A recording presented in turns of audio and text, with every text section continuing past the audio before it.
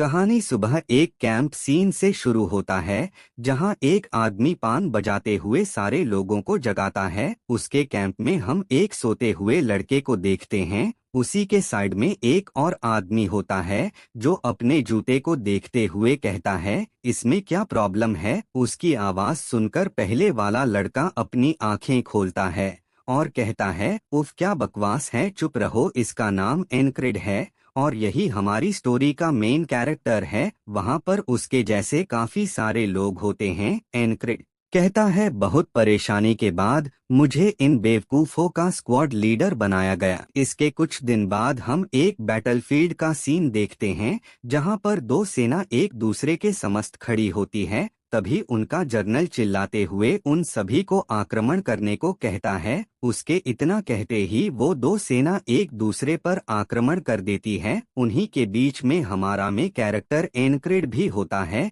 एक सैनिक उसके ऊपर अटैक करता है, पर एनक्रिड उसके पेट में एक लात मारकर उसे रोक लेता है। तभी एक और सैनिक उसे पीछे से पकड़ लेता है और उसे जमीन पर गिरा कर मारने ही वाला होता है कि उसका एक साथी उस सैनिक के गले को उसके धड़ से अलग कर देता है। यह मौका देखकर एनक्रिड अपने स्वॉर्ड की तरफ बढ़ता है। यह देखते हुए उसके दुश्मन सैनिक उसे मारने के लिए आती है। तभी कहीं से एक तीर आते हुए उसके पीछे के सैनिक को लग जाता है और उसकी जान बच जाती है। तभी एक और सैनिक अपनी तलवार लेते हुए उसकी तरफ आता है और अपनी स्वॉर्ड को उसके गले में डाल देता है। एनक्रिड खून ठोकते हुए जमीन पर गिर जाता है और मरते हुए कहता है, क्या सिर्फ इतना ही मैंने जो इतना मेहनत किया, क्या वह सब आज इतना में ही हो जाएगा। तभी वहां पर एक मिस्टीरियस सा फ्लेम आता है। वो अपनी आंखें खोलता है तो उसके सामने एक धुंधला सा क्रिएचर होता है।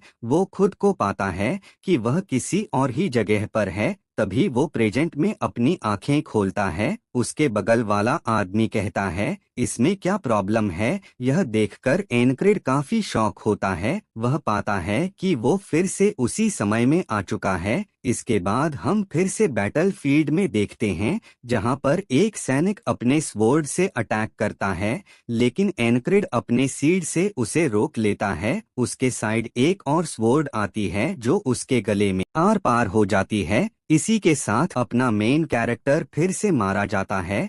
फिर वह तीसरे टाइम ट्राई करता है, लेकिन वो फिर से मारा जाता है। इसी तरह चौथे अटेम्प्ट में वह बंदा फिर पैन की मदद से सारे लोगों को जगाता है। एनक्रिड अपने गले को पढ़कर कहता है, वो आर्मर सैनिक बार बार मेरे गले को टारगेट करता है। बैटलफील्ड में इस बार मुझे चौकन्ना रहना होगा। वो आर्मर सोल्जर अपने मेन कैरेक्टर की तरफ चला आता है। दोनों एक दूसरे के आमने सामने होते हैं। वो आर्मर सैनिक ऊपर अटैक करता है। एनक्रिड अपने नजरों से उसे देखता है और अंत तक देखता ही रहता है, लेकिन लास्ट समय में अपनी आंखें बंद कर लेता है। नहीं, मुझसे यह नहीं होगा, जिसकी वजह से वह सैनिक अपनी स्वॉर्ड उसके गले में डाल देता है। अरे नहीं, मैंने यह क्या कर दिया। मेरे इतने कोशिशें के बाद भी अब फिर से मर रहा हूँ। मुझे अपने स्वॉर्ड्समैनशिप में थोड़ा और मेहनत करना चाहिए था, या फिर मैं इस चीज के लिए बना ही नहीं हूँ। मुझे यह सब छोड़कर शांति से मर जाना चाहिए। यह सब बोलकर खुद को डिमोटिवेट कर रहा होता है। तभी उससे हल्की भारी सी आवाज में कोई कहता है, क्या तुम सच में यही सोचते हो। एनक्रिड उसकी तरफ देखता है। यह वही मिस्टीरियस सा क्रिएचर होता है। क्या तुम यही सोचते हो, तो खुद को हारता हुआ महसूस करो और हार मान लो। एक ऐसी दीवार जिसे तुम कभी पार नहीं कर सकते। निराश होते हुए कहता है, क्या मैं ऐसा ही रहूंगा, मैं इतना ही कर सकता हूँ। नहीं, मैं इसे बदल कर ही रहूंगा। अगली बार मैं और भी ज्यादा मेहनत करूंगा। इसके बाद हम अगली सुबह देखते हैं एनक्रिड को जो बोल रहा होता है, यह मेरा 8वां दिन है जो मैं इस टाइम को फिर से जी रहा हूँ। मैं चाहे जितना भी कोशिश कर लूँ, मैं उसके एक अटैक को भी दोच नहीं कर पा रहा हूँ। क्या मुझे गिव अप कर देना चाहिए। मुझे यह जगह छोड़कर चले जाना चाहिए। तभी वो सिल्वर हेयर बंदा कहता है, टीम लीडर, आज आप पहले जाग गए। आपके साथ कुछ हुआ है क्या। नहीं तो तुम्हारे साथ क्या प्रॉब्लम है? क्या कहा आपने प्रॉब्लम? मेरे जूते मेरे को आ नहीं रहे हैं। रेन, तुम्हारे जूते में एक बग है। क्या एक बग? रुको मैं देखता अंदर हूँ। कुछ तो है। अरे ये तो सचमुच एक बग है। टीम लीडर, ये कैसी हरकत है? इसे अपने ही डाला है ना? चुप रहो, मैंने अभी इसे तुम्हारे जूते में जाते हुए देखा था। ये 8वीं बार है जो मैं इस कीड़े की लाश देख रहा हूँ। क्या मैं इस दिन को कभी खत्म भी कर पाऊंगा? इसके बाद सीन कुछ साल पास्ट का दिखाया जाता है, जहां एनक्रिड की उम्र महत्व 8 साल होती है और उसके स्वर्ड्समैनशिप सीखने की इच्छा उसके बचपन से ही होती है। एनक्रिड हमें बताता है, मैंने स्वर्ड्समैनशिप एक ऐसे बंदे से सीखी है जो सेना में एक निचले रैंक का सैनिक हुआ करता था, लेकिन एक युद्ध के दौरान उसके पैर काटे जाने के कारण उसे सेना से निकाल दिया गया। इसके बाद वह हमारे गांव में आकर रहने लगा। फाइट के दौरान एनक्रिड अपने कोच को नीचे गिराने में कामयाब हो जाता है। उसका कोच उससे कहता है, एनक्रिड तुम तो इसमें काफी अच्छे हो चुके हो, बस इसी तरह मेहनत करते रहो, तुम कम से कम सेना में एक नाइट तो बन ही जाओगे। इस फाइट के दौरान एनक्रिड बिल्कुल हाफ रहा होता है और मन ही मन कह रहा होता है, क्या मैंने उन्हें हरा दिया? ये तो ऑसम है। इस तरह मैं अपने ड्रीम को अचीव कर लूंगा, बैटलफील्ड में एक चमकता हुआ सितारा बनने का। एक नाइट जो अकेले ही हजारों दुश्मनों को मार गिराएं। एक नाइट जो बैटलफील्ड को अपने इशारों पर रखता हो। एक ऐसा नाइट जिसे युद्ध खत्म होने के बाद भी याद किया जाए। मुझे लगा कि मैं इस कहानी का प्रोटैगनिस्ट हूँ, लेकिन मैं गलत था। इसके कुछ महीने बाद एक बार में काफी सारे लोग होते हैं जो अपने मेन कैरेक्टर पर हर्ष रहे थे। उनमें से रेड हेयर वाला बंदा एनक्रिड से कहता है, तुम उस लड़के को देखो, वो नालायक अफसर घायल होकर आ जाता है। उसे एक कुत्ता तो मरता नहीं और वो नाइट बनना चाहता है। तुम तो एक ग्रूमर के भी लायक नहीं हो। एनक्रिड उनके बातों को सुनता है, लेकिन उन्हें कुछ भी नहीं बोलता और अपने मन ही मन कहता है, मैंने अपने होमटाउन को छोड़कर किसी तरह एक सेना में शामिल हो गया, लेकिन यहाँ आने के बाद मुझे पता चला कि मेरे अंदर कोई भी टैलेंट नहीं है। लेकिन एक टैलेंट ना होने के कारण यह नहीं है कि मैं कोशिश करना छोड़ दूं। इसी तरह मैं मेहनत करता गया और करता ही गया। इस दौरान मैंने अपनी स्वॉर्ड को न जाने कितनी हम देखते हैं एनक्रिड इसी दौरान एक वुल्फ मॉन्स्टर को भी हरा देता है। इन सालों के बीच एनक्रिड काफी बड़ा हो जाता है। फाइनली मैं मजबूत बन रहा हूँ। टैलेंट लेस होते हुए भी मैं एक नाइट बन सकता हूँ, लेकिन मेरा उम्मीद टूटा उसे दिन जब मैं मिला उससे। हम देखते हैं एनक्रिड की स्वॉर्ड छूट जाती है। एनक्रिड हैरान होते हुए सिर्फ देखता रह जाता है और उसकी स्वॉर्ड जो गिराया होता है वो एक छोटा सा लड़का होता है। जी हाँ, एक दूध पीता लड़का होता है। मेरा मतलब उससे तो छोटा है, तो बच्चा ही है ना। हे अनोस एक्सप्लेनर, मेरा नाम सही से प्रोनाउंस कर, नहीं तो ये स्वॉर्ड तेरे पिछवाड़े में डाल दूंगा। सॉरी भाई, तू तो बुरा मान गया। वह महानिश है, कहते हैं बुढ़े आदमी तुम तो बहुत कमजोर हो। एनक्रिड कह रहा होता है, क्या मैं एक बच्चे से हार गया? लेकिन यह तो सिर्फ 12 साल का है और तो इसने 6 महीने पहले से ही तो स्वॉर्ड सीखना शुरू किया था।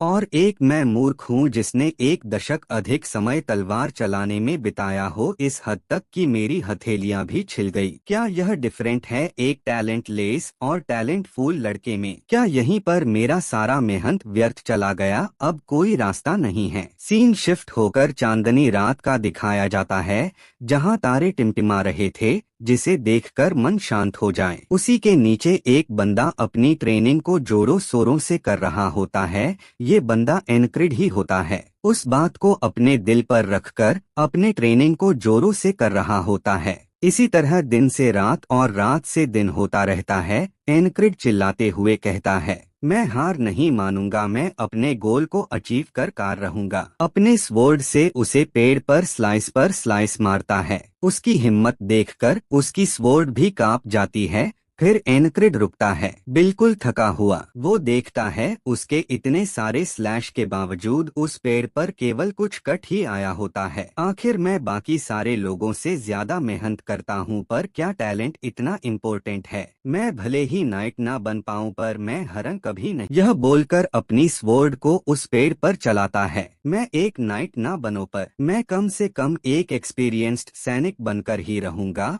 और जब तक मैं इस चीज को अचीव नहीं कर लेता तब तक मैं बिल्कुल नहीं रुकूंगा। इसके बाद हम सीधा 3 साल बाद का सीन देखते हैं, जहां एनक्रिड साइप्रस डिवीजन का सेकंड कमान बन चुका होता है। और इन डिवीजन में भी काफी सारे डिवीजन होते हैं जिनके अलग अलग रैंक होते हैं, जिनमें पहले 4 कंपनियों की 4 प्लाटूने और उसके नीचे 4 दस्ते आते हैं, और इस दस्ते में से दूसरे दस्ते का टीम लीडर है एनक्रिड, और ये सारे उसके टीम के मेंबर हैं। और इन सबको सीरीज के स्टार्टिंग में आप सब ने देखा ही होगा। एनक्रिड उसी के एक टीम मेंबर को बोलता है, जैक्सन क्या तुम यहीं रहने वाले हो? वो बंदा बोलता है, हाँ क्या है, क्या तुम मेरे बदली आज की ड्यूटी कर दोगे? जैक्सन एनक्रिड को घूर कर देखता है, फिर कहता है चलो ठीक है, लेकिन अगली बार तुम्हें मुझे इसका पे बैक करना होगा। तभी वहाँ रेम आते हुए कहता है, टीम लीडर क्या तुम उस बंदे से बात कर रहे थे?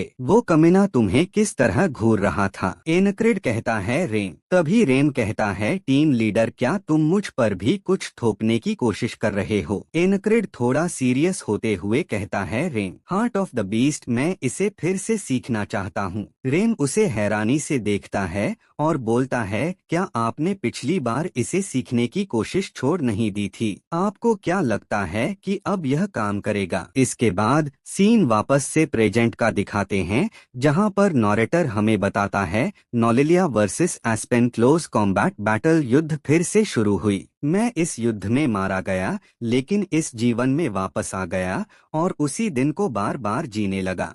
हालांकि जब भी मैं जीवन में वापस आया, मैंने रेम से हार्ट ऑफ द बीस्ट सीखने की कोशिश की, पर मैं अभी भी उसे तलवार की नोक को नहीं देख पा रहा हूँ जो मेरे सीने में घोंप रही है।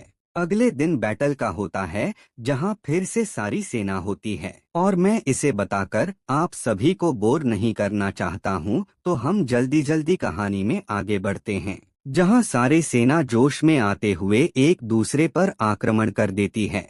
एनक्रिड कहता है, यह मेरा इसी युद्ध क्षेत्र पर 21वां मौका है जिसे मैं ऐसे ही जाने नहीं दूंगा। यह बोलते हुए एक सैनिक को गिरा देता है। तभी एक दूसरा सैनिक हाथ में भला लेकर उसकी तरफ आता है और उस भले से उसके ऊपर अटैक करता है, लेकिन एनक्रिड इसे पहले ही रियलाइज कर लेता है और अपने सर को ऊपर करके उस भले को डॉज कर लेता है। तो वह बंदा फिर से उसके ऊपर भले से अटैक करता है। इस बार एनक्रिड उसे अपने शील्ड से रोकता है। इसे रोकने के बाद एनक्रिड अपने एक साथी के तरफ देखता है और बोलता है, यह सोल्जर अभी मर जाएगा। हम देखते हैं इस बंदे के तरफ एक तीर आ रहा होता है। एनक्रिड कहता है, नहीं मैं उसे नहीं मरने दे सकता। वो तीर उस बंदे को लगने वाला होता है, लेकिन एनक्रिड उसके सामने आते हुए तीर को अपने शील्ड से ब्लॉक कर लेता है। वो बंदा अपने ही हीरो को देख रहा होता है, तो एक सैनिक अपनी तलवार लेकर उसे मरने आता है, पर एनक्रिड अपनी तलवार से उस बंदे को मार डालता है। यह काम कर गया, मैंने उस बंदे को मारने से बचा लिया। मैंने आज अपना पहला लक्ष्य पूरा कर लिया। अब बचा क्या है? हाँ, वह बंदा दूसरे सैनिक के सीने में बेरहमी से अपनी स्वॉर्ड गोपता है और उसके सीने से निकाल कर अपने एनक्रिड के तरफ करता है, कि मानो कह रहा हो कि अगली बारी तुम्हारी है। एनक्रिड उससे देखते हुए बोलता है, तुम बास्टेर्ड, तुमने मुझे कितनी बार मारा है, लेकिन इस बार नहीं। फिर वो रेम की बातें याद करता है, जहां रेम ने उससे कहा था, अगर तुम्हें हार्ट ऑफ द बीस्ट सीखना है तो तुम्हें अपने डर पे काबू करना सीखना होगा। आप अक्सर खतरनाक परिस्थितियों में अपनी आंखें बंद कर लेते हैं, तो चलो बिना आंखें बंद किए इसे रोको। नहीं रुको, ये तो बहुत फास्ट है। फिर रेम बोलता है, आपको बहादुर बनने की जरूरत है, इसलिए आसानी से उत्तेजित या अचंभित ना हो। अगर यह रियल फाइट में होता तो अभी तक आप मारे जाते। इसलिए एक ऐसा कमीना बनो जो मौत के बारे में कुछ भी ना जानता हो। क्या एक बीस्ट की तरह? हाँ, बिल्कुल एक बीस्ट की तरह। प्रेजेंट में वो आर्मर सोल्जर एनक्रिड के तरफ आ रहा होता है। एनक्रिड भी ठीक उसे ही देख रहा होता है और उसे देखते हुए कहता है, हार्ट ऑफ द बीस्ट, एक ऐसा जानवर जो मौत से ना डरता हो। क्या मैं मरने से डरता हूँ? नहीं, मैं मौत से नहीं डरता। मौत मुझे और भी ताकतवर बनाता है। यह कहते हुए उस आर्मर सोल्जर के अटैक से बच जाता है। एनक्रिड कहता है, ये बहुत करीब था, मेरा दिल जोरों से धड़क रहा है। वो आर्मर सोल्जर यह देखकर हैरान हो जाता है, फाइनली मैंने आज उसके अटैक को दोच कर लिया। अब ये मेरी बड़ी है उसके ऊपर अटैक करने की। वो सोल्जर उसकी तरफ घूमता है। एनक्रिड चिल्लाते हुए कहता है, तू मर जा बस्टेड। यह कहते हुए अपनी तलवार उसके ऊपर चलने वाला होता है, लेकिन वो सोल्जर एनक्रिड के गले को वापस से चीर देता है। अगले सीन में एनक्रिड उसी क्रिएचर के सामने होता है। वो अपने मन में सोचता है, मैं इस कभी ना खत्म होने वाले दिन में फंस गया हूँ। क्या मुझे सिर्फ निराशा ही मिलेगी? वो क्रिएचर उससे कहता है, क्या तुम हार मान रहे हो? तो आओ नाव पर चढ़ जाओ, अपनी कमजोरी को स्वीकार करो और हार मान लो। क्या हार मान लूं? नहीं, बिल्कुल नहीं, वो दिन कभी नहीं आएगा तुम बास्टेड। इसके अगले दिन एनक्रिड कहता है, मैंने अपनी आंखों से उसकी तलवार लास्ट तक देखी और उसे चकमा दिया। मैं एक एक कदम आगे बढ़ रहा हूँ बास्टर्ड, तू बस मेरा इंतजार कर। बैटलफील्ड में इस बंदे के हाथों 33वें बार मरने के बाद मुझे इसका अटैक समझ आ चुका है। मुझे उसकी तलवार मेरे पास पहुंचने से पहले ही बचना होगा। डेमिट, वो अभी भी बहुत फास्ट है। गर्दन कटने के बाद एनक्रिड जमीन पर बैठ जाता है। उसके गले में एक पेंडेंट होता है जो उसके अटैक से टूटकर नीचे गिर जाता है। एनक्रिड हमें उस पेंडेंट के बारे में बताता है कि एक गांव में कुछ बीस्ट ने अटैक किया, जिन सबको मैंने मार डाला। मैंने उनकी मदद करने का फैसला किया क्योंकि मेरा सपना एक नाइट बना था और एक अच्छा नाइट हमेशा कमजोरों की मदद करता है। और उन सब को खत्म करने के बाद उस गांव का विलेज चीफ अपने हीरो को धन्यवाद कहता है और धन्यवाद के तौर पर एक पेंडेंट देता है। क्या एक पेंडेंट? वो ओल्ड मैन बताता है, ये कोई मामूली पेंडेंट नहीं है, इसने मेरे जीवन में मेरा काफी साथ दिया। तुम्हें देखने पर लगता है तुम्हारे जीवन में भी काफी सारी परेशानियां हैं। ये पेंडेंट तुम्हारे मुसीबतों में तुम्हारा साथ देगा। प्रेजेंट में एनक्रिड पेंडेंट को देखता है।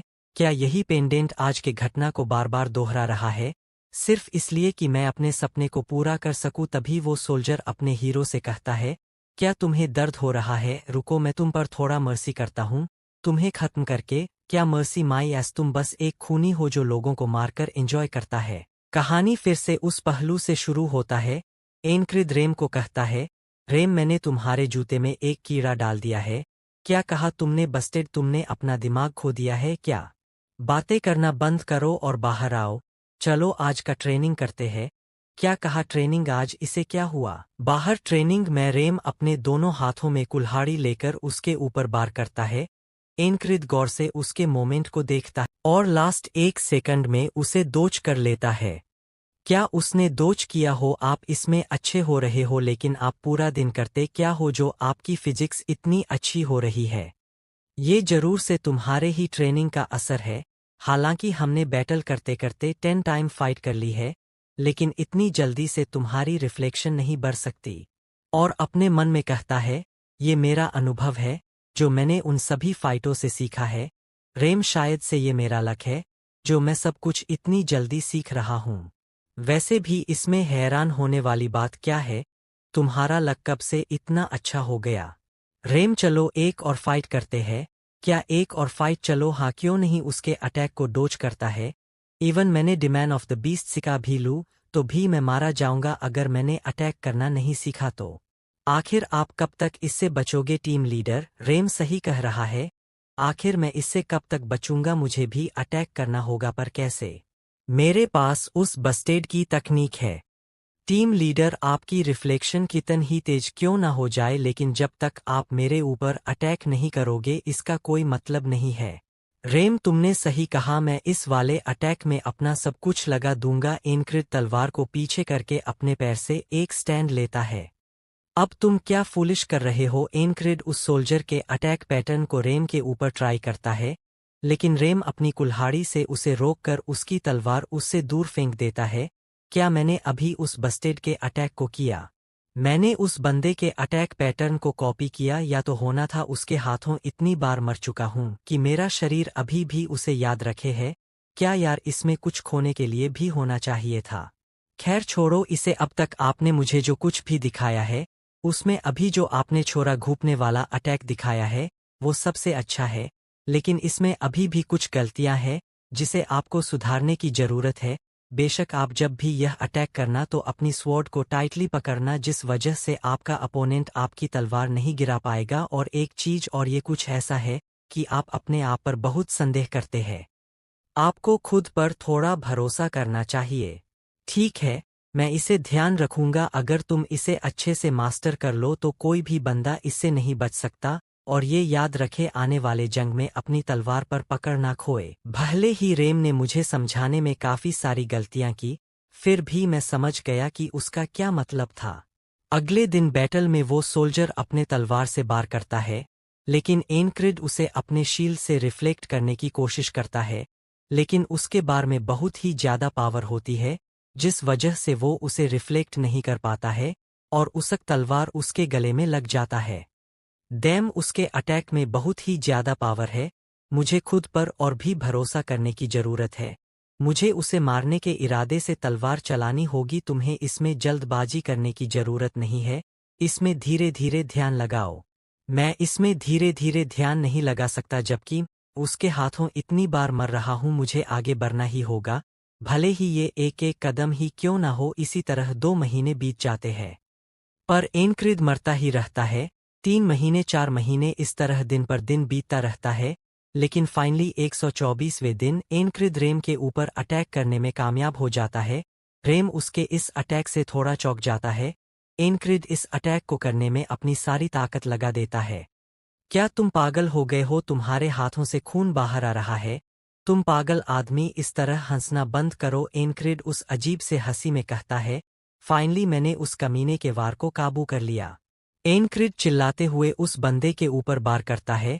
वो बंदा भी अपनी तलवार से उसके ऊपर वार करता है। एनक्रिड अपनी तलवार सीधा उसके निक पर मरने की कोशिश करता है, पर उसका तलवार उसके हेलमेट से टकराकर रिफ्लेक्ट हो जाती है और उस सोल्जर का बार उसके गले में लग जाता है। सेट, मेरा पहला प्रयास बर्बाद हो गया, लेकिन मैं अपने पलके नहीं झपकाऊंगा। मैं अपनी तलवार नहीं छोड़ूंगा। हर बार जब हम तलवारें भिड़ाते थे, से लेकर अभी हुई फाइट वार तक जो कुछ भी हुआ, वो सोल्जर बोलता है, ऐसा लग रहा है कि न जाने मैंने तुम्हें कितनी बार मारा है। लेकिन हम उसके चेहरे पे थोड़ी घबराहट देख सकते हैं। तो चलो अब शांति से मर जाओ, कल का सूरज तुम नहीं देखोगे। उस सोल्जर का तलवार हमारे हीरो के सामने होता है, लेकिन एनक्रिड तब भी अपनी आंखें झपकाता नहीं। याद रखना, तुम मरने वाले हो, मेरे लिए कोई कल नहीं होता। ठीक है, मैं इसे तुम्हारे लिए याद रखूंगा। हा हा हा, हंसते हुए अपनी तलवार उसके सीने में धांसा देता है। फिर हम उस पेंडेंट को देखते हैं। समय को उसी दिन पर ला देता है। शुरुआत में हम एक कीड़े को देखते हैं जिसे एक बंदा अपने पैरों से कुचल देता है। मैंने ऐसे कुछ देर पहले तुम्हारे जूते में जाते हुए देखा था। ओह धन्यवाद, अगर तुम आभारी हो तो मेरी सुरक्षा की जिम्मेदारी ले लो। क्या वो मुझे इतनी लापरवाही से आदेश क्यों दे रहा है? 125वें दिन। गाइस, सब कहानी में मजा आने वाला है, तो प्लीज वीडियो को एंड तक देखो।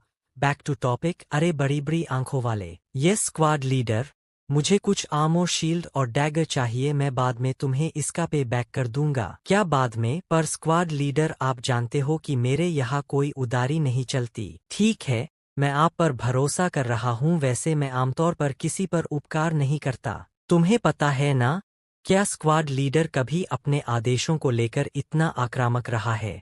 खैर, तुम हमेशा अपने काम उस पर थोपते थे। तुम असली कमीने हो। क्या कहा तुमने? क्या तुम मेरी कुल्हाड़ी चखना चाहोगे? तभी वहीं पर एक सफेद बालों वाला बंदा बोलता है, मैं आप पर अपना ब्लेसिंग करता हूँ ब्रदर।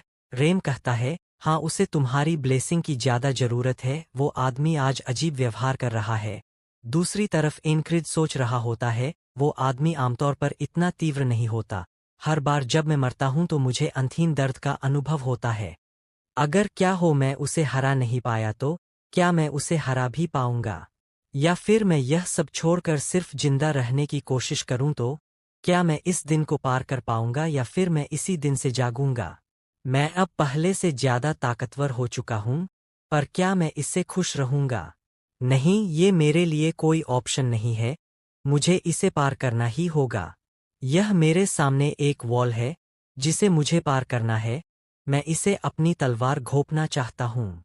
एनक्रिड अपनी तलवार से उस पेड़ पर काफी सारे गड्ढे कर देता है। आई वोंट अबैंडन, मैं उसे नहीं छोड़ूंगा। इस तरह एक ऐसा मोमेंट आता है जब वो अपनी तलवार से उस पेड़ के 2 टुकड़े कर देता है। कल अगले दिन एनक्रिड बैटल के लिए तैयार होता है। सीने पे डैगर, पैरों में आर्मोर, हाथों में शील्ड और आंखों में बदले का जुनून लेकर। फिर कुछ सोल्जर वॉर हॉर्न बजाते हैं। हम इसमें एनक्रिड के सारे टीममेट को देखते हैं, जिन्हें देखने के बाद तो लग ही नहीं रहा है कि ये बैटलफील्ड पर है। और इन सब से आगे एनक्रिड होता है। इसमें हमारा हीरो ही होता है, जो इस जंग के लिए सीरियस है। फिर से सारे सोल्जर एक दूसरे से फाइट करने लगते हैं। एनक्रिड भी अपने एक अपोनेंट से फाइट करने लगता है। एनक्रिड कहता है, मेरे पास कोई स्किल्स नहीं है, लेकिन मैं अपने शील्ड और डिफेंस इन चीजों की वजह से इस लड़ाई में जिंदा रहने में कामयाब रहा। इस बार मेरी तैयारी और मेरा लक दोनों मेरे साथ है। इस बार मेरा माइंड बिल्कुल शांत है। 46वें दिन मेरा कंधा इस सोल्जर के वेपन के थ्रू टूट गया था। 47वें दिन मैंने इसके वेपन से बचने के लिए नीचे झुका, लेकिन इसने मेरा सर को चल दिया।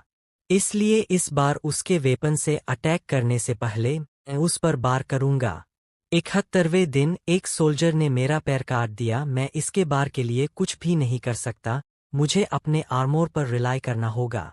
उस सोल्जर का तलवार एनक्रिड के पैर से टकराता है, पर उसके आर्मोर के वजह से उसके पैर को कुछ भी नहीं होता। इसके बाद एनक्रिड अपने शील्ड के थ्रू उस सोल्जर को जमीन में गाड़ देता है।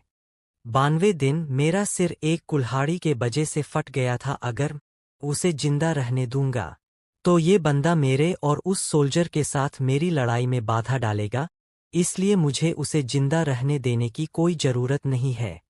मैंने अपने ट्रेनिंग के दिनों में डैगर फेंकने का प्रशिक्षण लिया है, इसलिए ये इतना कठिन नहीं होना चाहिए। यह कहकर एक डैगर उसकी तरफ फेंकता है, जो जाकर सीधा उसके सर में लगता है। चलो, ये तो खत्म हो गया, अब मुझे वेल की मदद करनी चाहिए। फिर हम वेल को देखते हैं, जो एक सोल्जर से फाइट कर रहा होता है। तभी वो अपने पीछे एक एरो आता हुआ देखता है। क्या एक एरो मेरे पास उसे रोकने का समय नहीं है? मुझे इसे अपने ऊपर लेना ही होगा। लेकिन तभी उस आते हुए एरो हमारा हीरो अपनी सील से रोक लेता है। स्क्वाड लीडर, आप यहाँ क्या कर रहे हो? यह बोलना ही है कि उसके सामने वाला सोल्जर अपनी तलवार से उसे मारने वाला होता है, पर एनक्रिड उसी समय उसके गले को काट देता है और कहता है, अब मुझे उस वॉल डॉट को पार करने का समय आ गया है। वो सोल्जर भी अपनी शार्प आंखों से हमारे हीरो की तरफ देखता है। हमारा हीरो भी उसे देखता है, दोनों आमने सामने होते हैं। फिर वो सोल्जर अपनी तलवार से हीरो के ऊपर एक बलो देता है, जिसे एनक्रिड अपने शील्ड से ब्लॉक करता है। लेकिन उसके अटैक में इतना ज्यादा पावर होता है कि उसके एक ही अटैक में वो शील्ड टूट जाती है। सिर्फ उसके अटैक ब्लॉक करने से कुछ नहीं होगा, मुझे उसे हराने के लिए कोई मौका ढूंढना होगा। फिर से वो सोल्जर अपनी तलवार से एनक्रिड के ऊपर अटैक करता है, लेकिन इस बार एनक्रिड अपनी तलवार से उसे रोकता है और अपने मन में कहता है, दिखने में तो यह सोल्जर नॉर्मल सा है, लेकिन इसकी ताकत किसी अन्य सैनिक से काफी ज्यादा है, लगभग इसका लेवल प्रोडिजी का तो होगा ही। क्या वो मेरे बार को अभी भी रोक रहा है? मुझे लगा कि वो मेरे ऊपर अटैक करने आ रहा था, फिर अभी उसने उससे रोका क्यों? लगता है इसके पास एक्चुअल फाइट का अनुभव नहीं है, इसलिए वो सिर्फ डिफेंस पे ध्यान दे रहा है।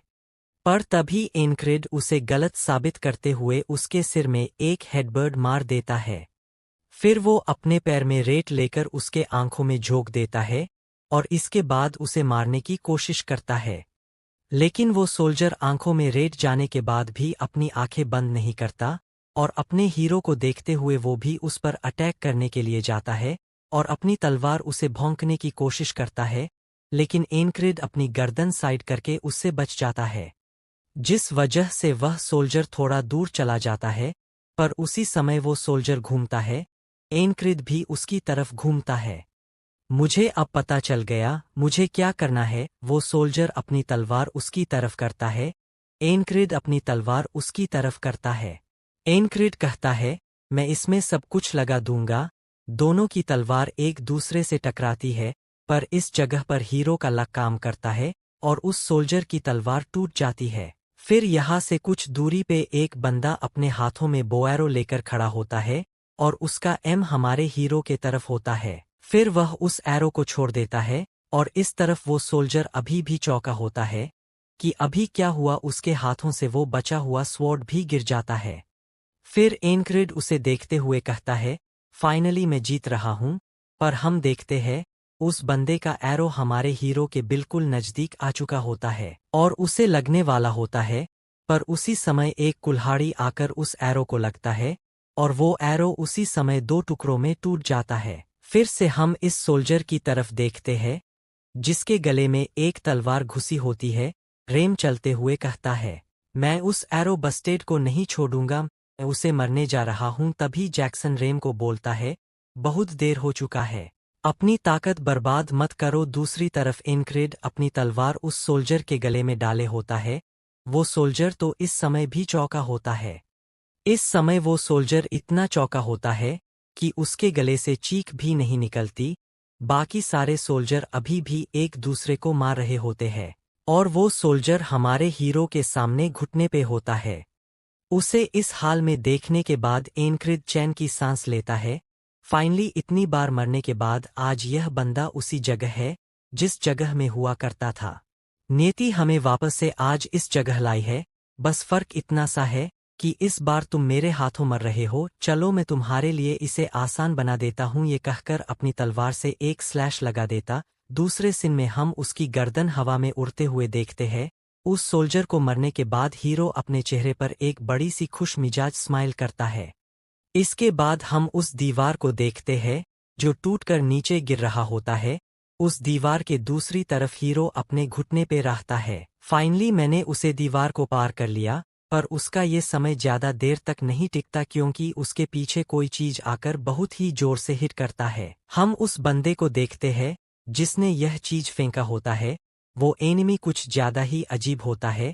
एनक्रिड ब्लो खाने के बाद चीखते हुए जमीन पर गिर जाता। रेम कहता है, एस्कोड लीडर खुद को संभालो, तुम फ्रॉग वॉरियर। उफ, मेरा हाथ टूट गया। बो फ्रॉग वॉरियर हीरो को बोलता है, मैंने इसे बड़ा करने में काफी मेहनत किया था। मैं विश्वास नहीं कर सकता कि तुम जैसे किसी ने उसे हरा दिया। आवेश में एनक्रिड कहता है, तुम्हें दिखाई नहीं देता क्या उसे मैंने मारा है? अच्छा तो उसे तुमने मारा है तो अब मरो। पर बीच में रेम जाकर उसके अटैक को रोक लेता है।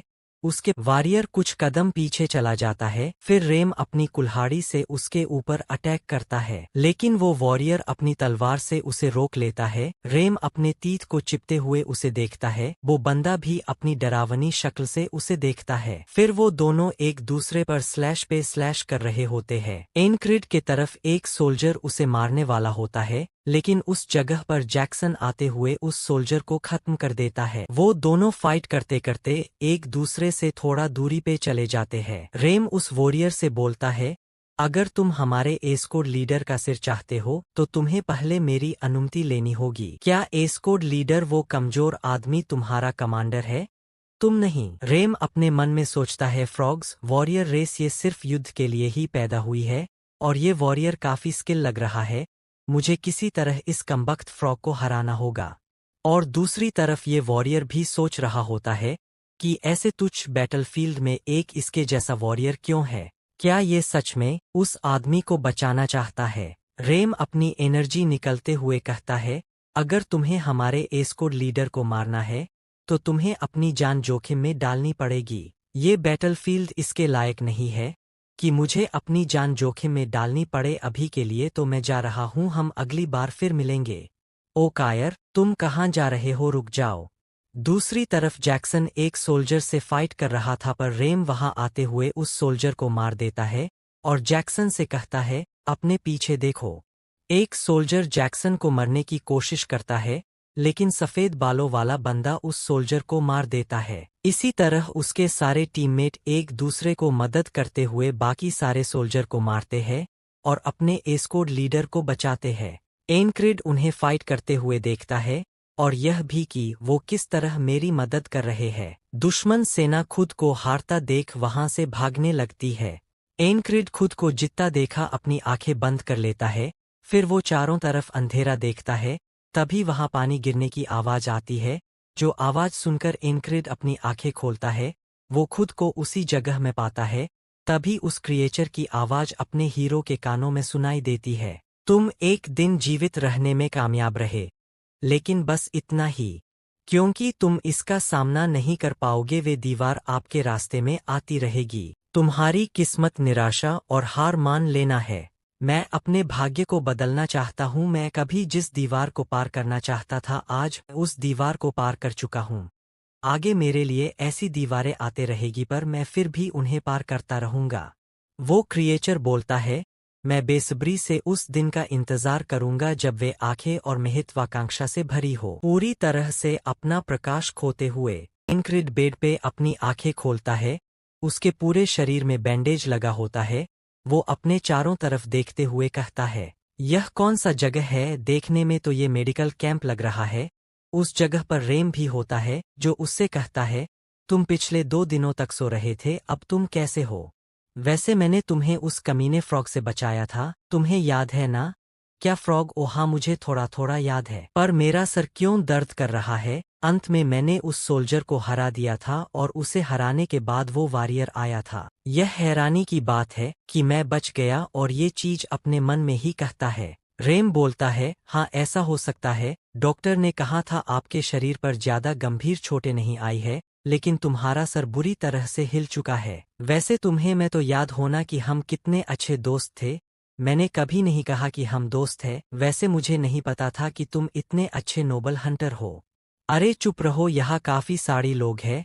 उसे चुप करने के बाद रेम इधर उधर देखता है। चलो ठीक है, सारे लोग अभी भी सो रहे हैं। और गाइस, जिन्हें नोबल हंटर का मतलब नहीं पता है, उन्हें मैं बता दूं। बेसिकली नवल हंटर उन लोगों को कहा जाता है जिन्हें राजा के तरफ से काफी सारे प्रिविलेज दिए गए होते हैं। यानी कि छूट वो लोग राज्य में कहीं भी आ जा सकते हैं, उन्हें कोई रोक नहीं सकता है। बस तुम इतना समझ लो कि ये लोग वीआईपी है जो कहीं भी आ जा सकते हैं। तुम ऐसे ही उनका नाम नहीं ले सकते हो। क्या तुम वो आदमी हो जिसे मेरा कोई वास्ता नहीं है, या फिर मेरे दोस्त हो? आज से एक नया दिन हो चुका है। फाइनली मैं उस दिन से जिंदा बच निकला। उसी समय एक लड़का बोलता है, कमांडर आप इसे 2 गुना वापस करो। क्या आपको पता भी है कि आपको यहाँ लाने के लिए मैंने कितना पैसा खर्च किया? यहाँ पर हमें इस बंदे का नाम बताया जाता है, इसका नाम क्राइस होता है। तभी मैं सोचूं कि मुझ जैसे एक आम सैनिक जिसे अपना ख्याल खुद रखना पड़ता हो, वह अस्पताल के तंबू में क्या कर रहा है? अरे तुम तो युद्ध के दौरान कहीं नजर ही नहीं आए, है ना? हमेशा की तरह। जिस बात पर तो क्राइस मुंह बनाते हुए उसे देखता है। चलो मैं आपके इस बात पर बुरा नहीं मानूंगा। आप पे मेरे जो पैसे खर्च हुए हैं, मैं आपको उस पे विशेष छूट दूंगा, सिर्फ आपके लिए। बस आपको दुगनी रकम वापस चुकानी होगी। शाम के समय जैक्सन उससे मिलने के लिए आता है। एनक्रिड उससे कहता है, क्या बात है? अगर तुम्हें मुझसे कोई काम है तो खुलकर बोलो। मेरे पास तुम्हारे लिए कुछ था। इसे दिन में 2 बार सुबह और शाम लगाना। अब मैं चलता हूँ। मुझे से यह मत पूछना कि मुझे यह कहाँ से मिला। यह तो वही ऑन्टेंट जिसे जैक्सन इस्तेमाल किया करता था। क्या इसे खुद का सामान साझा करना नापसंद नहीं था? उसी जगह हम सफेद बालों वाले बंदे को देखते हैं। इसका नाम ऑडिन है। ऑडिन अपने हाथों में क्रॉस लिए हुए अपने गॉड से कहता है, गॉड सो मर्सी, हमारे एस्कोड लीडर पर थोड़ा विनम्र होना। अरे बस जाओ भी, मैं मरा नहीं हूँ। रात को एनक्रिड सोच रहा होता है, उनके शिफ्ट में काम करने का क्या मतलब है? इतने समय बाद वे सब आज अपनी मनमर्जी से जो चाहे कर रहे थे। शायद से वे सभी मेरे लिए चिंतित थे। हाँ, यह हो सकता है। तभी तंबू में एक और बंदा आता है। ओह कमांडर, आप इस इन्फर्मरी में क्यों हैं? इस बंदे का नाम रागना है। अगर आप यहाँ हैं तो मैं जा रहा हूँ। रागना को मेरी चिंता होने का कोई सवाल ही नहीं होता। उस बदमाश को मेरी जरा भी परवाह नहीं है। सुबह मॉर्निंग में एनक्रिड हमें बताता है, मेरे अलावा इस इन्फर्मरी में 2 सैनिक और है। उनमें से एक दूसरी कंपनी का प्लाटून कमांडर है, जो मुझसे अक्सर फाइट करने की कोशिश करता था। हम उस दूसरे कंपनी के प्लाटून कमांडर को देखते हैं, जो अपने हीरो से कहता है, हे तुम इधर क्या देख रहे हो? और दूसरा एक और सैनिक है, जिसका नाम मुझे नहीं पता, लेकिन वो अपना सारा टाइम खाली जगह को घूमते हुए बिताता है। ये किसी निचले रैंक के सैनिक जैसा लगता है। वो यहाँ कैसे पहुंचा? तभी तंबू में कोई आता है। एनक्रिड उस तरफ देखता है, वो दोनों सोल्जर भी उस तरफ देखते हैं। यह बंदा या बंदी होती है, जिसके लंबे कान होते हैं और कमर में एक लंबी तलवार। हम उसे देखते हैं, जो एक एल्फ होती है। तो गाइस, फाइनली कहानी में एक लड़की आ चुकी है। अब स्टोरी और भी इंटरेस्टिंग होने वाली है। वो एल्फ गर्ल उन सभी से बोलती है, 444वीं एस्कोड का कमांडर कौन है? एनक्रिड थोड़ा शॉक होते हुए उसे देखता है, लेकिन उससे कुछ भी नहीं कहता। पर उसी समय दूसरे प्लाटून का कमांडर उस एल्फ को कहता है, ये कितनी प्रिटी है। जो बात ये एल्फ गर्ल सुन लेती है और उससे कहती है, तुम किस समूह से हो? जी मैं वेंजेस हूँ, दूसरी कंपनी की तीसरी प्लाटून का कमांडर। तो आपकी कंपनी में आपसे ऊंचे रैंक वालों से इसी तरह बातें करना सिखाया जाता है? मैं माफी चाहता हूँ। इधर एनक्रिड सोच रहा होता है, तो ये है फोर्थ कंपनी के नए कमांडर। कमांडर में एनक्रिड हूँ, चौथे कंपनी और चौथे प्लाटून की चौथी स्क्वाड का कमांडर। इस हिसाब से ये लड़की हमारे हीरो से काफी ऊंचे रैंक पर है। हाँ, मैंने आपके बारे में सुना है कि आप अपने मुश्किल दस्ते के सदस्यों का अच्छे से नेतृत्व कर रहे हैं। मुझे आपके कॉन्ट्रिब्यूशंस की प्रतीक्षा रहेगी। अब मुझे जाना होगा। क्या वो सिर्फ यही कहने के लिए यहाँ आई थी? रुक जाओ, हाँ क्या बात है? तुम्हारा नाम क्या है? वो पर्सन हिचकिचाते हुए कहता है, माफ करना क्रांग। जी हाँ, ये क्रांग है। एनक्रिड उस बंदे को देखते हुए कहता है, क्या उसने यह सब मनगढ़ंत कहानी बनाया? कंपनी कमांडर के सामने भी उसका रवैया खराब है। क्या वो एक नोबल हो सकता है? जाने से पहले वो एल्फ गर्ल एनक्रिड की तरफ देखती है, फिर वहां से चली जाती है। एनक्रिड उसे जाते हुए देखता है। फिर शाम के समय हम सूरज को ढलते हुए देखते हैं।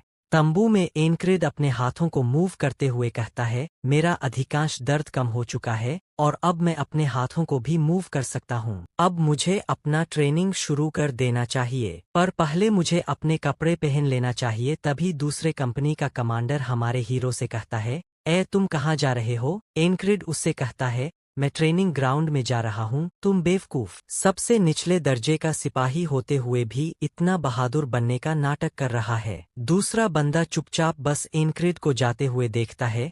ट्रेनिंग ग्राउंड में एनक्रिड अपनी तलवार को देखते हुए कहता है, मुझे बीते हुए युद्ध को याद करना होगा। ये कुछ उन्होंने जरूरी तकनीक में से एक है, जिसे सीखने के लिए मैंने अपने बचपन में बहुत सारे पैसे खर्च किए थे। उस समय मैं सोल्जर के ऊपर अटैक करने से पहले सोच रहा था, मेरा कुछ सेकंड में किया गया आखिरी हमला भी अगर नाकाम हो गया होता तो क्या होता? मुझे अपना सारा नियंत्रण एक ही जगह लगाना होगा, नहीं तो आने वाले समय में अगर वह एक हमला भी नाकाम रहा तो मैं मर जाऊंगा। रेम के कुल्हाड़ी से किए गए सभी हमले जानलेवा थे। मुझे यह प्रिडिक्ट करना होगा कि मेरे अपोनेंट का अगला वार क्या होने वाला है। आप कड़ी मेहनत कर रहे हो, वैसे मुझे नहीं पता तुम क्या कर रहे हो। इन्फर्मरी में तुम्हारे हाथ लगातार कांप रहे थे, पर अब तुम यहाँ आकर खोए खोए से बैठे हो। मैं अपनी तलवार पर और भी ताकत से पकड़ बनाने की कोशिश कर रहा हूँ। मेरे साथ पिछले युद्ध में जो कुछ भी हुआ मैं उसे ध्यान लगाने की कोशिश कर रहा हूँ, पर तुम ऐसा क्यों कर रहे हो? ताकि मेरी बात ना लगे। और अगर तुम्हारा यह तकनीक काम नहीं आया तो वैसे तुम जिंदा रहकर करना क्या चाहते हो? एनक्रिड बोलता है, मैं क्या करना चाहता हूँ, मेरे भी कुछ सपने हैं जो मैं बनना चाहता हूँ। ये मेरा सपना है, लेकिन मैं जब भी किसी को अपने सपने के बारे में बताता हूँ तो वो लोग मुझ पर हंसते हैं। एक सपना जिसे मैंने अपने बेकार टैलेंट के साथ ही पीछे छोड़ दिया, लेकिन मेरा वो सपना जिसे पूरा करने की इच्छा कभी खत्म नहीं होगी। एक नाइट बनने का। क्या एक नाइट बनना? मैं ऐसा बंदा पहली बार देख रहा हूँ जो मेरी कहानी सुनने के बाद मुझ पर हंसा नहीं। तुम मुझे ऐसे क्यों देख रहे हो? नहीं, कोई पहला पर्सन देख रहा हूँ जो मुझ पर हंसा नहीं। अरे मैं तो भूल ही गया था, मुझे कुछ काम है, मैं चलता हूँ। आपको देखने के बाद मुझे समझ आ गया कि मुझे क्या करना है। एनक्रिड उसे जाते हुए कहता है, यह पर्सन कुछ अजीब था, वैसे तुम नाइट बनो तो मेरा नाम याद रखना। दोस्त, अगली सुबह कुछ लोग एक जगह इकट्ठा होकर एंजॉय कर रहे थे। उनमें से एक बंदा गाना गाते हुए कहता है, युद्ध क्षेत्र का नायक कौन है? बाकी सभी लोग कहते हैं, साइप्रस है, साइप्रस है। गाइस, साइप्रस उनकी ही डिवीजन का नाम है। तो बेसिकली ये लोग बकचोदी कर रहे होते हैं। फिर उसी डिवीजन से एक और बंदा गुस्से से कह रहा होता है, आज सुबह का राशन अभी तक क्यों नहीं आया? क्या वो लोग सब कुछ खाकर हमें अपना बचा हुआ खाना परोसने की योजना बना रहे हैं? एनक्रिड अपना सर पकारते हुए कहता है, सुबह सुबह इन बेसूरों के गाने से आंखें खोलने और दूसरी तरफ देरी से मिलने वाले नाश्ते का इंतजार करना, इससे बुरा क्या ही हो सकता है? इन सब के ऐसे हरकते देखने से अच्छा मैं थोड़ी देर टहल लेता हूँ। तभी जैक्सन उसे देखते हुए कहता है, ए टीम लीडर, आप इधर, आपकी चोट कैसी है? ओ जैक्सन, ये तुम हो? तुम्हारा धन्यवाद, तुम्हारी दवा ने अच्छा काम किया। अगर आप मेरा धन्यवाद करना चाहते हो तो जल्द से जल्द ठीक हो जाओ। इसके बाद सीन सीधा रात को इन्फर्मरी में। वो सब सोने की तैयारी कर रहे होते हैं। सोने से पहले क्रांग हमारे हीरो से बोलता है, आज का दिन बढ़िया गया। तुम क्या सोच रहे हो? नहीं, कुछ नहीं, बस सोने ही जा रहा हूँ। ठीक है, जल्दी सो जाओ, शुभ रात्रि। हाँ, तुम्हें भी, आज मैं जल्दी सो जाता हूँ, पता नहीं कल का दिन कैसा होगा। उन सब की बातें सुनकर दूसरे प्लाटून का वेंजेस बोलता है, तुम पागल, सब बकवास करना बंद करो, चुपचाप सोते क्यों नहीं? पता नहीं ऐसा दिन कब आएगा जब मैं शांति से रह पाऊंगा। मॉर्निंग में साइप्रस, साइप्रस, युद्ध क्षेत्र का नायक कौन है? शोर सुनकर एनक्रिड जागता है। क्या हो रहा है? कल वाला गायक आज फिर यहाँ आया था क्या? वह तो हर बटालियन में घूमता रहता है, तो फिर दोबारा यहाँ क्यों आया? मेरा सुबह का नाश्ता अभी तक आया क्यों नहीं? क्या वो सभी मुझे भूखा मारना चाहते हैं? एनक्रिड साइड में घूम कर देखता है, वह इतना जोर से क्यों चिल्ला रहा है? वह कल भी यही कह रहा था। क्या ऐसा हो सकता है? मुझे मत बताना कि मैं मर चुका था। फिर वह कल वाली एक्टिविटीज करता है, जैसे मैं गार्डन में घूमना। फिर उसकी मुलाकात जैक्सन से होती है। जैक्सन कहता है, टीम लीडर, आपका जख्म कैसा है? एनक्रिड हिचकिचाते हुए जवाब देता है, दवा ने अच्छा काम किया, धन्यवाद। अगर आप मेरा धन्यवाद कहना चाहते हो तो जल्दी ठीक हो जाओ और वापस आ जाओ। अब मुझे पूरा यकीन है, आज वही दिन है जो कल था। एक और वॉल जो तुम्हें रोक देगी, इसलिए जीवित रहने की कोशिश करो। जब मैं सो रहा था, मेरी मौत बिना पता चले ही हो गई। मेरी मृत्यु उस समय की तुलना में काफी ज्यादा निराशाजनक थी जब उस सोल्जर के थ्रो मारा जाता था। इस बार मुझे बहुत बुरा लग रहा है, मेरी मौत मुझे बिना पता चले ही हो गई। इस बार मेरे सामने और भी बड़ी वॉल है, लेकिन इससे दृढ़ संकल्प और भी मजबूत होगा। यह मेरे लिए एक और चुनौती है। तंबू के अंदर एनक्रिड इस बार सोने का एक्ट करता है। मुझे इस बार किसने और कैसे मारा इसका पता लगाना होगा। दुश्मन को यहाँ तक पहुँचने के लिए सभी सुरक्षा वॉल भेदना होगा। यह केवल नाइट्स के लिए ही पॉसिबल है। हालांकि ऐसा होने की संभावना कम है, इसलिए ये कोई असर्शन किलर का काम हो सकता है, और वो किलर हमारे बीच में ही होने की प्रबल संभावना हो सकती है। उन्हें मेडिकल बैरक्स का लोकेशन पता है, और उन्हें अपनी उपस्थिति को छुपाना भी आता है। कोई ऐसा व्यक्ति जो हत्याओं में माहिर हो। एक तितली के समान शांत और फुर्तीले पैर हत्याओं के लिए एकदम सही होते हैं, और उस दिन उसके आने का कारण पहले से ही स्थान का पता लगाना था। मुझे इसकी पुष्टि करने के लिए इसे देखना होगा। मेडिकल बैरक्स में आने का केवल एक ही रास्ता है। मैं उसे देखते ही चीखकर बाकी सैनिकों को जगाकर उन सब को खत्म कर सकता हूँ। मुझे बस हत्यारे का इंतजार करना है। लेकिन वो यह सब सोच ही रहा था कि तभी उसके गले में एक नीडल आकर लगती है। एनक्रिड हैरान अचंभित होकर उस नीडल की तरफ देखता है। क्या एक पॉइजनस नीडल? मैंने तो हथियार को अंदर आते हुए देखा भी नहीं। ओ ये तो नहीं, मैं अपने शरीर को हिला नहीं सकता और ना ही मैं कुछ बोल पा रहा हूँ। यह बहुत ही पावरफुल पैरालाइज पॉइजन है। क्या यही वह कारण है जिसकी वजह से मेरी मौत बिना कारण जाने ही हो गई? बाकी सभी प्लाटून कमांडर पहले ही मर चुके हैं। हे क्रैंग, उठो, तुम बस्टेड, जाने दो उसे। लेकिन वो असर्शन अपनी तलवार से उसे मारने जाता है और अपनी तलवार उसके सीने पे चला देता है। एक ही बार में आधी तलवार उसके सीने के आर पार हो जाती है। क्रैंग चौंकते हुए दर्द में अपनी आंखें खोलता है। नहीं नहीं, तुम बस्टेड। तभी बाहर से कोई अपनी तलवार से तंबू के कपड़े फाड़ देता है और वहां से एक और बंदा आता है। क्या एक और किलर? नहीं, यह तो वहीं लंबे कान, हाथों में बेलों से बनी तलवार, तो वाकई में वो वही थी, कंपनी कमांडर।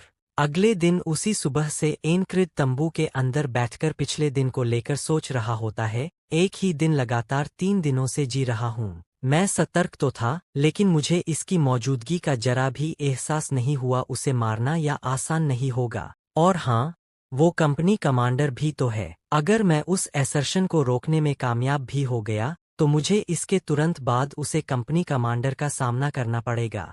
मैं हेल्पलेस महसूस कर रहा हूँ। कुछ दिन पहले मुझे ऐसा ही महसूस हो रहा था। उसके बावजूद मैं ही वो व्यक्ति था जिसने जीत हासिल की। मैं इससे भी निपटने का कोई ना कोई रास्ता जरूर निकाल लूंगा, जब तक मैं हार नहीं मानता। वेंजेंस, चलो उठ जाओ। तुम पागल कहीं के, आज तुम्हें क्या हुआ? तुम मेरी रजाई क्यों खींच रहे हो? मुझे लगता है कि यह मान लेना मेरी गलती थी कि असर्शन अभी तक कैंप में घुसपैठ कर चुके होंगे, तो मुझे बाहर के लोगों से सावधान रहना चाहिए। अरे तुम मेरे सामने तलवार क्यों निकाल रहे हो? क्या कल की ट्रेनिंग ने तुम्हारे दिमाग पर असर किया है? शायद से कल तुमसे किसी ने टॉयलेट साफ करवाया था। मुझे तो यही लगता है। एनक्रिड उस बंदे को बोलता है, मुझे नहीं पता था कि तुम मेरी इतनी परवाह करते हो। क्या मैं और तुम्हारी परवाह? बिल्कुल नहीं। अरे मैं तो मजाक कर रहा था। क्या कहा मजाक? दफा हो जाओ, मैं तुम्हारा चेहरा भी नहीं देखना चाहता। अरे क्या तुम दोनों फिर से झगड़ रहे हो? शायद से मुझे बाद में आना चाहिए। कोई बात नहीं, अंदर आ जाओ। उफ, ये तो बहुत परेशान करने वाले लोग हैं। एनक्रिड क्रांग को देखते हुए कहता है। असर्शन द्वारा उस पर इतनी पैनी नजर रखने को देखते हुए मुझे पूरा यकीन है कि वो उसका टारगेट है। उसे इस चीज का संदेह है, लेकिन आखिर वो है कौन? मैं उस बात की छानबीन नहीं करने जा रहा हूं जो मेरा प्रतिद्वंदी बिना पूछे मुझे बताने को तैयार नहीं है, उन बेवकूफों की तरह। लेकिन उन्हें की वजह से उसे सोल्जर को हरा पाया था, तो इतना तो होना ही चाहिए। क्रैंग, मुझे उससे पूछना ही ठीक है। तुम कौन हो? तुमने क्या कहा? क्या मैंने अपनी बात गलत तरीके से कही? शायद मेरी कॉन्वर्सेशनल स्किल्स इतनी अच्छी नहीं है। मैं हूँ कौन? वो तो ये कुछ ऐसा नहीं है जो मैं आपको बता सकता हूँ। पर क्यों नहीं? ये एक लंबी कहानी है। एनक्रिड उसे संदेह भरी नजरों से देखता है, फिर उसे रिप्लाई देता है, तुम कहते हो तो ठीक है। क्या तुम मुझसे मजाक कर रहे हो? अगर तुम इसी तरह का जवाब सुनना चाहते थे तो फिर तुम पूछो ही मत, बेवकूफ। तुम क्रैंग हो या क्रैब या फिर जो भी कुछ हो, तुम्हारे तौर तरीके को देखकर तो पक्का लगता है कि तुम इस देश के नहीं हो। सच बताओ, तुम किस देश के जासूस हो? जिस बात पे तो क्रैंग उसे घूर कर देखता है, जो देखकर वेंजेस की फट जाती है, और उसके नजदीक जाकर उससे बोलता है, मैंने ना तो राजे के साथ विश्वासघात किया है और ना ही भविष्य में कभी करूंगा। मैं उसकी आंखों में देख सकता हूँ, वो सच कह रहा है और उसकी हरकतें भी यही बताती है। लेकिन उसके शरीर से निकलने वाली ऑरा किसी नाइट जैसी है। तुम वही रुक जाओ। क्या तुम्हें अपने हायर अप से इसी तरह बातें करनी चाहिए? क्रांग उससे कहता है, माफ कीजिएगा सर। वैसे क्रांग एक नाइट नहीं है, क्योंकि वो भी उस असर्शन के सामने शक्तिहीन था, पर फिर भी वो जरूर से कुछ छुपा रहा है। रात को क्रांग हमारे हीरो से कहता है, शुभ रात्रि एनक्रिड। हाँ, तुम्हें भी। इस बार वेंजेंस ने कुछ भी नहीं किया। वो पहले हुई घटना की वजह से क्रांग से अभी भी डर रहा है। इस बार वो अजीब तरीके से शांत है। अगर इस समय असर्शन यहाँ घुस आए तो हम सब मारे जाएंगे। मुझे उनका सामना करने के लिए अब तैयार हो जाना चाहिए। वेंजेंस एनक्रिड को बेड पे से जाता देख उससे कहता है, तुम सोने के बजाय कहाँ जा रहे हो? असर्शन जल्द ही इस जगह पर हमला करने वाले हैं। अगर तुम जीना चाहते हो तो मेरी मदद करो। तुम क्या बकवास कर रहे हो? लगता है तुम सचमुच पागल हो चुके हो। ये दोनों कितने बेफिक्र होकर सो रहे हैं। मैं इनसे यही उम्मीद कर रहा था। तो तुम यहाँ हो? क्या असर्शन आ गया? एनक्रिड इतना ही कहता है कि एक नीडल उसके गले को काटते हुए आगे निकल जाती है। इतना ही समय में वो असर्शन वेंजेस के गले में एक और नीडल मारता है और उसी समय क्रांग के सीने में अपनी तलवार डाल देता है।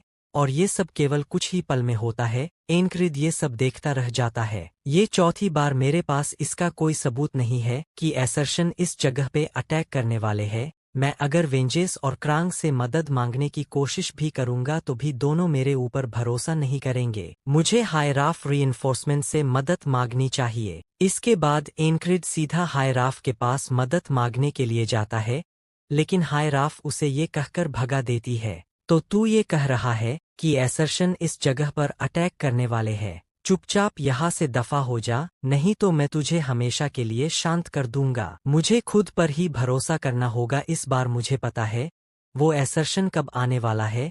उसके अंदर आते ही मैं चीख कर सबको उठा दूंगा। क्या अब? ये नहीं, शायद से ये वही है। हाँ अब। इतना कहते ही वही नीडल उसके गले में लगता है। Damn it! ये तो हद से ज्यादा तेज है।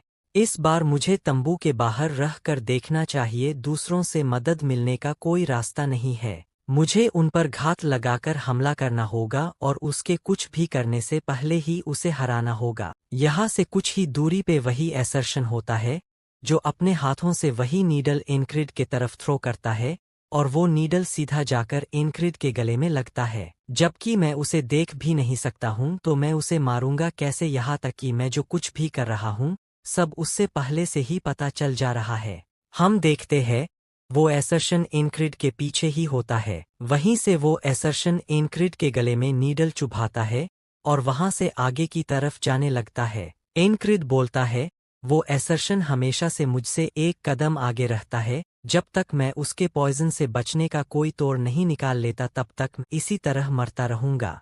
20वें दिन एनक्रिड अपनी तलवार को टाइटली पकड़े हुए कहता है, आज 20वीं सुबह है। मैं फिर से कुछ भी नहीं कर पाया। मैं लगातार पिछले आधे महीने से मर रहा हूँ, लेकिन ये इतना बुरा भी नहीं है। पिछली बार की तुलना में मैं केवल 20 बार मर चुका हूँ। मुझे सबसे पहले उसके पॉइजन नीडल से बचने का कोई तरीका सोचना होगा। उसके बाद मैं उनसे निपटने का कोई तरीका खोजूंगा। उनके हमले से बचने का एक ऐसा तरीका जो उन्हें रिएक्ट करने से भी तेज हो। वहीं पे जैक्सन अपने धारेदार नाइफ को साफ कर रहा होता है। एनक्रिड जैक्सन को देखते हुए कुछ याद करता है कि उसने रेम से जैक्सन के अटैक्ड पैटर्न के बारे में पूछा था, जिस पे रेम उसे बताता है जैक्सन विकृत जंगली बिल्लियों की तरह हमले करता है। पर तुम उसे इन्हीं सभी नामों से क्यों पुकारते हो? क्योंकि वो एक धूर्त कमीना है। वो एक डर्टी फकिंग विकृत मानसिकता वाला व्यक्ति है। वो कभी भी अपने दुश्मनों से सीधे तौर मुकाबला करने की कोशिश नहीं करता। उसे दुश्मनों पे पीछे से अटैक कर जाने में मजा आता है। क्या इससे आपको कुछ याद नहीं आता? एक धूर्त और विकृत जंगली बिल्ली का। प्रेजेंट में जैक्सन एनक्रिड को कहता है, एस्कोर्ट कमांडर,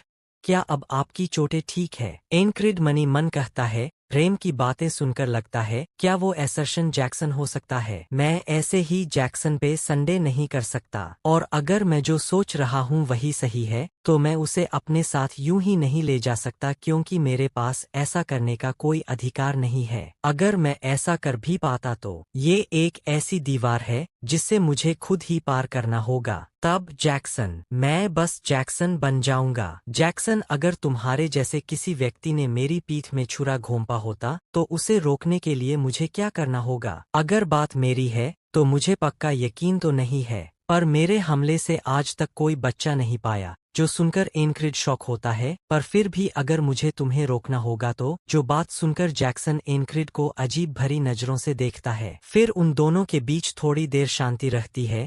फिर जैक्सन बोलता है, तो फिर इसके लिए आपको सर के पीछे भी आंखें चाहिए होगी। क्या आंखें?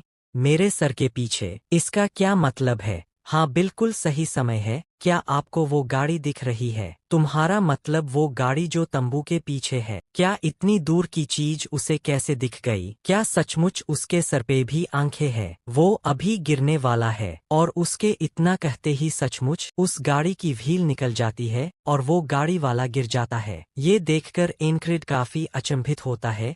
क्या तुम फ्यूचर भी देख सकते हो जैक्सन? तुमने उस गाड़ी वाले व्यक्ति के साथ बहुत ज्यादा समय बिताया होगा। एनक्रिड कहता है, तुमने ये कैसे किया? अपनी कानों के वजह से मुझे गाड़ी के व्हील से चरमराहट की आवाज सुनाई दी। अगर आप अपने आसपास की आवाज सुन सकते हैं तो आप यह अनुमान लगा सकते हैं कि आगे क्या होने वाला है। उसने इतनी धीमी आवाज कैसे सुनी? यहाँ तक मुझे भी उसकी आवाज सुनाई नहीं दी। मूलतः आपको अपने आसपास की चीजों को महसूस करने के लिए देखने की आवश्यकता नहीं है। आप अभ्यास करने के लिए अपने आसपास की आवाज़ों को सुनने की कोशिश कर सकते हैं। अपने सेंसेस को तेज करने और अलग-अलग आवाज़ों को पहचानने की कोशिश करें। यह एक अच्छा विकल्प है, पर पहले तो तुम मुझसे ठीक से जवाब देने में भी बहुत आलसी लगते थे। हाँ, मैं आलसी ही हूँ, लेकिन तुम्हारे पीछे पड़े रहने से बेहतर है कि मैं इसे आपको बता ही दूँ। पता नहीं क्यों आजकल आप बहुत बदले बदले से लग रहे हो। इन दिनों आप अपनी ट्रेनिंग पे काफी ज्यादा ध्यान दे रहे हो। मुझे नहीं पता है कि आपके साथ क्या हुआ है, बस आप हार मत मानना स्क्वाड लीडर। रात को तंबू में एनक्रिड सोते हुए सोच रहा था मुझे अपनी दूसरी वॉल को भी पर करना होगा।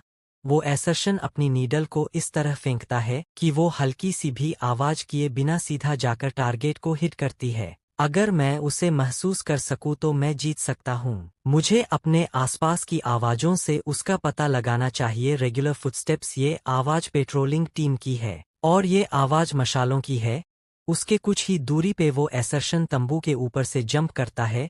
तंबू के अंदर एनक्रिड अभी भी उसका पता लगाने की कोशिश करता है। दूसरी तरफ वो एसर्शन जमीन पर लैंड करता है। एनक्रिड कहता है, उस कमीने की आवाज कहाँ है? अगले सीन में वो एसर्शन वहां से गायब हो जाता है और उसका पॉइजनस नीडल सीधा जाकर एनक्रिड के गले में लगता है। क्या मैं नाकाम रहा?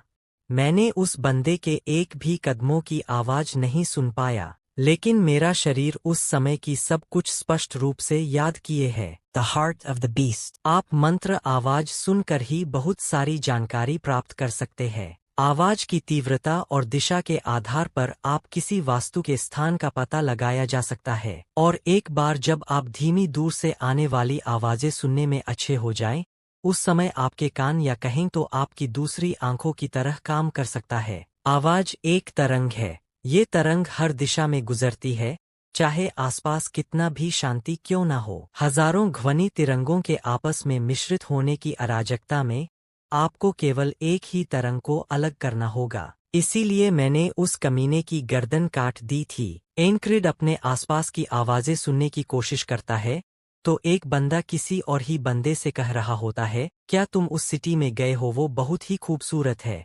तो उससे दूसरा बंदा कहता है, बिल्कुल नहीं, वो धोखेबाज कमीना। हाँ, इन आपस में उलझी हुई ध्वनि तरंगों के बीच कौन कौन सी आवाजें मिश्रित होती है, मुझे उन्हें सुनना, वर्गीकृत करना और अलग करना होगा। झंडे। मुझे तो अब भी ये एक बड़े झंडे की तरह ही सुनाई देते हैं। यहाँ कितने लोग थे? 7 या 10। दाएं से बाएं 3 बंदे मेरे करीब है और 2 बंदे मुझे से दूर है। हवाएं दाएं से बाएं की तरफ जा रही है। जानी पहचानी आवाजें और अपरिचित लोग। तभी उससे कोई कहता है, एनसीआई। आवाजें सुनकर एनक्रिड अपनी आंखें खोलता है। ये बंदा क्रांग होता है। अपने एनक्रिड को कहता है, तुम ये किस चीज की ट्रेनिंग कर रहे हो? एनक्रिड सोचता है, क्या एनसीआई? हाँ, आपका नाम एनक्रिड है, इसलिए मैं आपको एनसीआई कहूंगा। क्यों, ये ठीक है ना? एनक्रिड कहता है, ऐसा नहीं है, लेकिन अगर तुम यही कहना चाहते हो तो ठीक है। मैं यहाँ एक मूर्ख की तरह बैठा हूँ, क्या ये तुम्हें ट्रेनिंग जैसा लगता है? आप समय बर्बाद करने वाले मूर्ख तो नहीं लगते हैं, ऐ ना? एनक्रिड क्रांग को देखते हुए पिछले दिन को याद करता है। वो नीडल एनक्रिड गले में घुस जाता है, पर एनक्रिड खुद की चिंता ना करते हुए क्रांग के तरफ देखता है, जहां वो एसर्शन अपनी तलवार उसके पेट के अंदर डाले होता है। फिर अपनी तलवार निकलता है। क्रांग बेचैनी दर्द से चीखता है। मैं उसे फिर से नहीं रोक पाया। वो एसर्शन शांति से आता है, बिना शोर किया, और क्रांग को मारकर चला जाता है। मुझे इस बार भी कुछ नहीं सुनाई दिया। अब मुझे इस वॉल को पार करने के लिए और अनुभव की आवश्यकता नहीं है। अब मैं अपनी आंखें बंद करके भी उस बंदे का पता लगा सकता हूँ। ये हवा जो दाएं से बाएं दिशा में जा रही है और उस हवा के बीच कुछ फ्लाई कर रहा है, ये एक बर्ड हो सकता है। फिर वो बर्ड किसी चीज का सहारा लेकर रुकती है। एनक्रिड इसका आभास करते हुए बताता है, वो इस वक्त मेरे पीछे है। अब मुझे क्या करना होगा उस एसर्शन को रोकने के लिए? इस समय एनक्रिड अपनी आंखें खोलता है। क्रांग। ये देखकर क्रांग शॉक होता है। अचंभित होते हुए कहता है, तुम्हें पता कैसे चला? मैं तो चुपके से तुम्हारे पास आ रहा था। तुमने यह पता कैसे लगाया कि ये मैं ही हूँ? मेरे आने से पहले आपकी आंखें बंद थी। आप अपनी धारणा की ट्रेनिंग कर रहे हैं, है ना? तुम्हें ऐसा क्यों लगता है?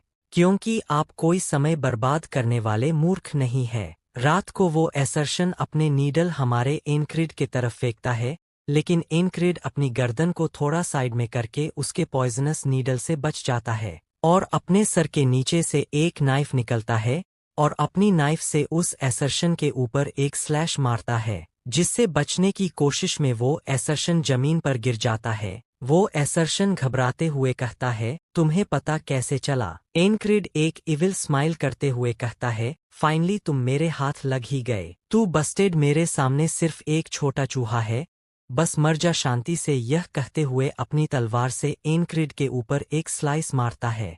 एनक्रिड उसके स्लाइस से बचते हुए कहता है, ये बंदा यकीनन उस आर्मर सोल्जर जितना स्ट्रांग नहीं है, मैं उसके हमले से बच सकता हूँ। बाकी सभी क्या कर रहे हैं?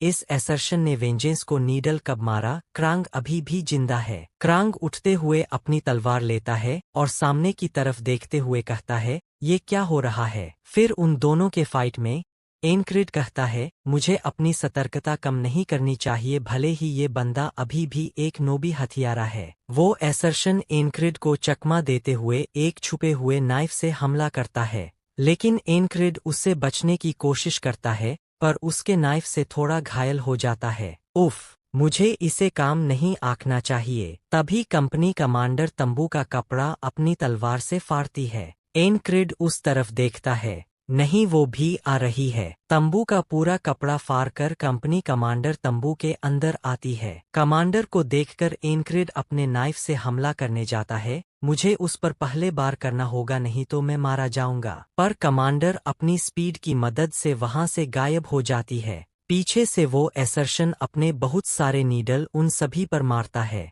ये सभी नीडल एनक्रिड और क्रांग की तरफ जाता है। एनक्रिड उन्हीं नीडल से बचने के लिए सोचता है, लेकिन मैं कुछ नहीं कर सकता, मैं इस वक्त गलत पोजीशन में हूँ। तभी कंपनी कमांडर एनक्रिड के ऊपर से जंप करते हुए उसके आगे चली जाती है और वो सभी नीडल को अपने केव की मदद से उन सभी नीडलों को रोक लेती है। फिर वो क्रांग के तरफ जाकर आ रही नीडलों को रोकती है। एनक्रिड उसे देखते हुए कहता है, वो तो एसर्शन के साथ थी ना, पर वो हमारी मदद क्यों कर रही है? चाहे जो भी हो, ये मेरा मौका है, मुझे उसे मारना होगा। एसर्शन एनक्रिड को देखकर कहता है, डेमिट, वो इतना तेज कैसे हो गया? मुझे उसके अटैक को रोकना होगा। लेकिन एनक्रिड के अटैक से उसका हाथ पीछे की तरफ उछल जाता है। लानत है, मैं उसके अटैक को भी नहीं रोक सकता, मुझे अभी के लिए यहाँ से जाना होगा। उसे भगता देख एनक्रिड कहता है, रुक जाओ बस्टेड, तुम कहाँ भाग रहे हो? मुझे तुम्हें मारना है। डेमिट, वो भाग गया। क्रांग एनक्रिड को कहता है, जाने दो उसे, वो एसर्शन शायद मुझे निशाना बना रहा था। हाँ मुझे पता है, लेकिन वो कैसे?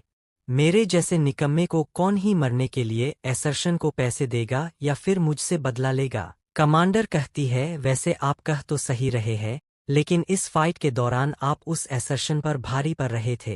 एनक्रिड कमांडर को देखकर अपने मन में कहता है, वो अब तक हमारा साथ दे रही थी, बस वो इस फाइट को किसी को पता ना चलने दे। वो अपने पीछे कोई गवाह नहीं छोड़ रही है। उसका इंटेंशन क्या है? क्रांग कहता है, कमांडर, मुझे आपसे एक मदद चाहिए। मैं नहीं चाहता कि आज किसी की भी मौत हो। जैसी आपकी इच्छा। एनक्रिड उन दोनों को फॉर्मली बातें करता देख कहता है, क्रांग, तुम हो कौन जिसे कंपनी कमांडर भी इतना रेस्पेक्ट दे रही है? वैसे इसमें वो प्लाटून कमांडर भी शामिल है, वो अभी मरा नहीं है। कमांडर बोलती है, हमारे पास इस पॉइजन का एंटीडोट है, इसलिए वो ठीक हो जाएगा। उस पॉइजन को हटाने के लिए उसे पॉइजन के बारे में अच्छे से जानकारी होनी चाहिए। अब हमें इस गड़बड़ी को ठीक करना होगा। अगर लोगों को पता चल गया कि यहाँ एक एसर्शन आया था, तो बहुत परेशानी होगी। यह तब तक ठीक है जब तक इसके कोई निशान बाकी ना रह जाए। क्रांग एनक्रिड के तरफ देखता है, उन दोनों के हाथों में एक एक तलवार रहती है और बोलता है, इसका अब एक ही तरीका है, इसके कुछ समय बाद तंबू में आग लगी होती है। बाहर के साइड लोगों की अफरा तफरी मची होती है। एक सोल्जर कह रहा होता है, मेडिकल टेंट में आग लग गई है, हमें उसे बुझाना होगा। 2 लोग मेडिकल कैंप से बच गए। वहीं पे हम इनक्रिड और वेंजेंस को देखते हैं, जिसमें वेंजेंस अभी भी बेहोशी के हालात में था। इनक्रिड उसे देखते हुए बोलता है, कमांडर ने पॉइजन एंटीडोट इसे दे तो दिया है, पर वेंजेंस अभी भी बेहोश है। जहर का असर खत्म होते ही वेंजेंस कल सुबह तक जाग जाएगा। इसके साथ ही एसर्शन के सारे सुराग मिट गए हैं, तो सब कुछ खत्म कर देने से उसका मतलब ये था। यहीं से कुछ किलोमीटर दूर हम आसमान में एक उड़ते हुए पक्षी को देखते हैं, जो जंगल में किसी को जाते हुए देख रहा था। ये लोग कंपनी कमांडर और क्रांग होते हैं, जो अपने रास्ते के तरफ जा रहे थे। इस दौरान कमांडर क्रांग से कहती है, अगर उस दस्ते के टीम लीडर ने उस एसर्शन को रोका ना होता तो आप मर गए होते। क्या आपने उसी के कारण अपना मन बदल लिया? हाँ, तुमने बिल्कुल सही कहा। वो बंदा मुझे काफी इंटरेस्टिंग लगा। क्या वो और इंटरेस्टिंग? मुझे तो वो कुछ खास नहीं लगा। जहाँ पर बाकी सभी सोल्जर आराम करते हैं, वहाँ भी वो बंदा सिर्फ अपनी ट्रेनिंग ही करता है। भले ही उसके इस चीज का कोई मतलब नहीं है, पर फिर भी इतनी कड़ी धूप में वो बंदा हाथ में तलवार पकड़कर खड़ा रहता है। वो बाकी सारे बंदों से अलग है। तुम्हारा मुझ पर एक एहसान जरूर पड़ गया है एसी, जिसे मैं जल्द ही पे बैक कर दूंगा। चलो हम अपनी अपनी भूमिकाओं में फिर मिलेंगे। इसके बाद हम एक वेपन का सीन देखते हैं, और आप सभी तो इस वेपन को जानते ही होंगे कि ये किसका है। ये ग्रीन रीपर का वेपन है, एक तरह से साक्षात यमराज का, और इसे साहित कहते हैं। वो वेपन देखते ही देखते वे प्राइज होकर धूल की तरह उड़ जाता है। वहीं पे हम इनक्रिड को देखते हैं, और उसके आगे ग्रीन रीपर को। वो रीपर कहता है,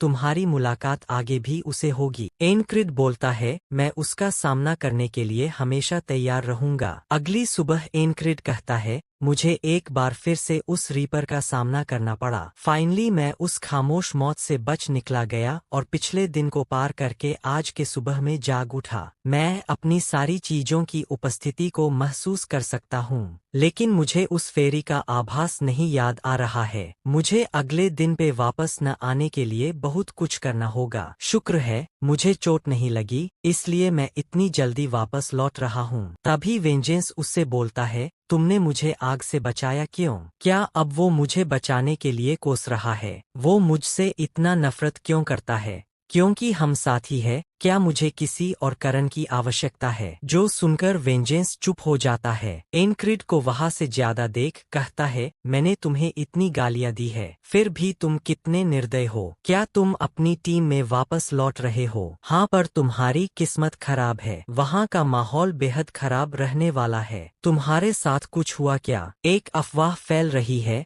यह पूरा बेस कर्स्ड है। इसके बाद इनक्रिड के बेस कैंप की तरफ एक उसके ही टीम का टीम मेंबर गुस्से से कह रहा होता है, मुझसे पंगा मत लो तुम अनडेवलप्ड मन की। और वो भी किसी और को नहीं, रेम को कह रहा होता है। रेम एक कृपी भरी स्माइल करते हुए कहता है, क्या तुम मुझसे कह रहे हो? लगता है तुम अब बहुत दिन जी चुके हो। ये कहते हुए वही एक दूसरे से फाइट करने लगते हैं। वहाँ के सारे लोग भागते हुए कहते हैं, भागो सब के सब। पागलों का ग्रुप फिर से एक दूसरे से झगड़ रहे हैं। झगड़ते हुए रेम कहता है, तुम बस्टेड कमीने। तो फिर रागना कहता है, मैं नहीं, तू असली कमीना है। भाग रहे लोगों में कोई कहता है, उनका स्क्वाड लीडर कहाँ है? तो एक और बंदा कहता है, वे इसीलिए तो झगड़ रहे हैं क्योंकि उनका टीम लीडर यहाँ नहीं है। रेम उसे उठाकर फेंक देता है, आह घत तेरे की हमारा तंबू, उनके पास कोई मत जाओ, वो दोनों तुम्हें भी बर्बाद कर देंगे। रागना उसके फेस पे पंच मारता है, तेरी वजह से हमारा तंबू टूट गया। तो रेम भी रागना के फेस पे एक जोरदार पंच मारता है। फिर हैंड टू हैंड काम नहीं बनता है, तो दोनों एक एक वेपन ले लेते हैं। रेम के हाथ में वही 2 कुल्हाड़ी होती है। उससे कहता है, मैं आज तेरी खोपड़ी को अपनी कुल्हाड़ी से सजाऊंगा, उसके पास हथियार है। यहाँ से निकल जाओ जल्दी सारे के सारे। रागना अपने हाथ में तलवार लेते हुए कहता है, मैं तुझे 2 टुकड़ों में काट दूंगा बारबेरियन। उनके टीम के बाकी सभी पागल कहाँ हैं? उन्हें रोको, वे यहाँ नहीं है। इसी समय इनक्रिड वहां आ जाता है और इन दोनों को इस तरह झगड़ता देख कहता है, मुझे नहीं पता कि बेस कर्स्ड है या नहीं, लेकिन वो दो कमीने मेरे लिए किसी कर्स्ड के समान है। अब बस करो तुम दोनों। एचएन एक्वाड लीडर, आप यहाँ कब आए? तुम अभी तक मरे नहीं। मुझे लगा था कि तुम मर चुके हो। वैसे मैं मरा तो नहीं हूँ, पर अब लगता है तुम सब की हरकतें देखकर मैं मर जरूर जाऊंगा। इस दिन के बाद अगले दिन एनक्रिड बताता है, मुझे अपनी टीम में वापस लौटे 4 दिन बीत चुके हैं। किसी के पैरों की आवाज आ रही है, कोई तो मेरी तरफ आ रहा है। अपनी आंखें खोल कर देखता है तो यह जैक्सन होता है। उससे कहता है, जैक्सन तुम कहाँ जा रहे हो? मैं शांति से निकलने की कोशिश कर रहा था। क्या मैंने आपको जगा दिया? नहीं, मैं तो वैसे भी उठकर अपनी ट्रेनिंग करने वाला था। पर आपने अभी हाल ही में इसे सीखना शुरू किया था ना? लेकिन आपकी सुनने की शक्ति अभी से ही बढ़ चुकी है। नहीं, मैं तो अभी भी प्रैक्टिस कर रहा हूँ। ठीक है, बस आप इसे जारी रखना, ये किसी दिन आपके काम आएगा। सर्दियों के आने के साथ ही लड़ाइयाँ बहुत कम और दूर दूर होती है। मुझे इस लंबे समय को अच्छे से इस्तेमाल करना होगा। इस दौरान अपनी मसल्स पे ध्यान दे सकता हूँ। मुझे आने वाली जंग के लिए तैयार रहना होगा। हमला कभी और कहीं से भी हो सकता है। यहाँ से कुछ ही दूरी पे हम एक बड़े से चट्टान को देखते हैं जहाँ से आवाज आती है, सुप्रभात brother squad leader. Encrid be like, क्या अभी इस चट्टान ने कुछ कहा? ऊपर नहीं नीचे देखो स्क्वाड लीडर। ऑर्डिन, ओ ये तुम हो? क्या आप सुबह के वर्कआउट से लौट रहे हैं? आजकल आप काफी व्यस्त रहते हैं, ये अच्छी बात है। क्या इतने बड़े चट्टान को उसने केवल अपने शरीर के सहारे उठाए रखा? He is the real monster. एक वेल ट्रेन्ड शरीर अपने आप में ही एक हथियार है। वैसे भी आपको उस फ्रॉग सोल्जर का सामना करना है तो उसकी लात खाने के लिए आपको स्ट्रॉन्ग तो होना ही होगा। आप अभी भी बहुत पतले हैं, इसलिए आपको ट्रेनिंग जारी रखना चाहिए। पता नहीं तुम सबको क्या हुआ, आज सब मुझसे यही कह रहे हैं। चलो फिर भी मैं इसे करने की कोशिश करूंगा। वैसे तुम जरूरत से ज्यादा बड़े नहीं हो। मैंने तो आपको अपनी ट्रेनिंग के बारे में बताया ही था, मैं किस तरह की ट्रेनिंग करता हूँ। सेन शिफ्ट होकर बेस की तरफ जाता है जहाँ वे दोनों फिर से फाइट कर रहे थे। साले, आज तो तेरी बारी है खाना बनाने की, पर तू अभी भी सो रहा है। हरामी, तुझे क्या लगता है तू ऐसा करेगा तो मैं तुझे छोड़ दूंगा? लगता है तुझे मेरी तलवार चखानी होगी। अगर तुझे भूख लगी है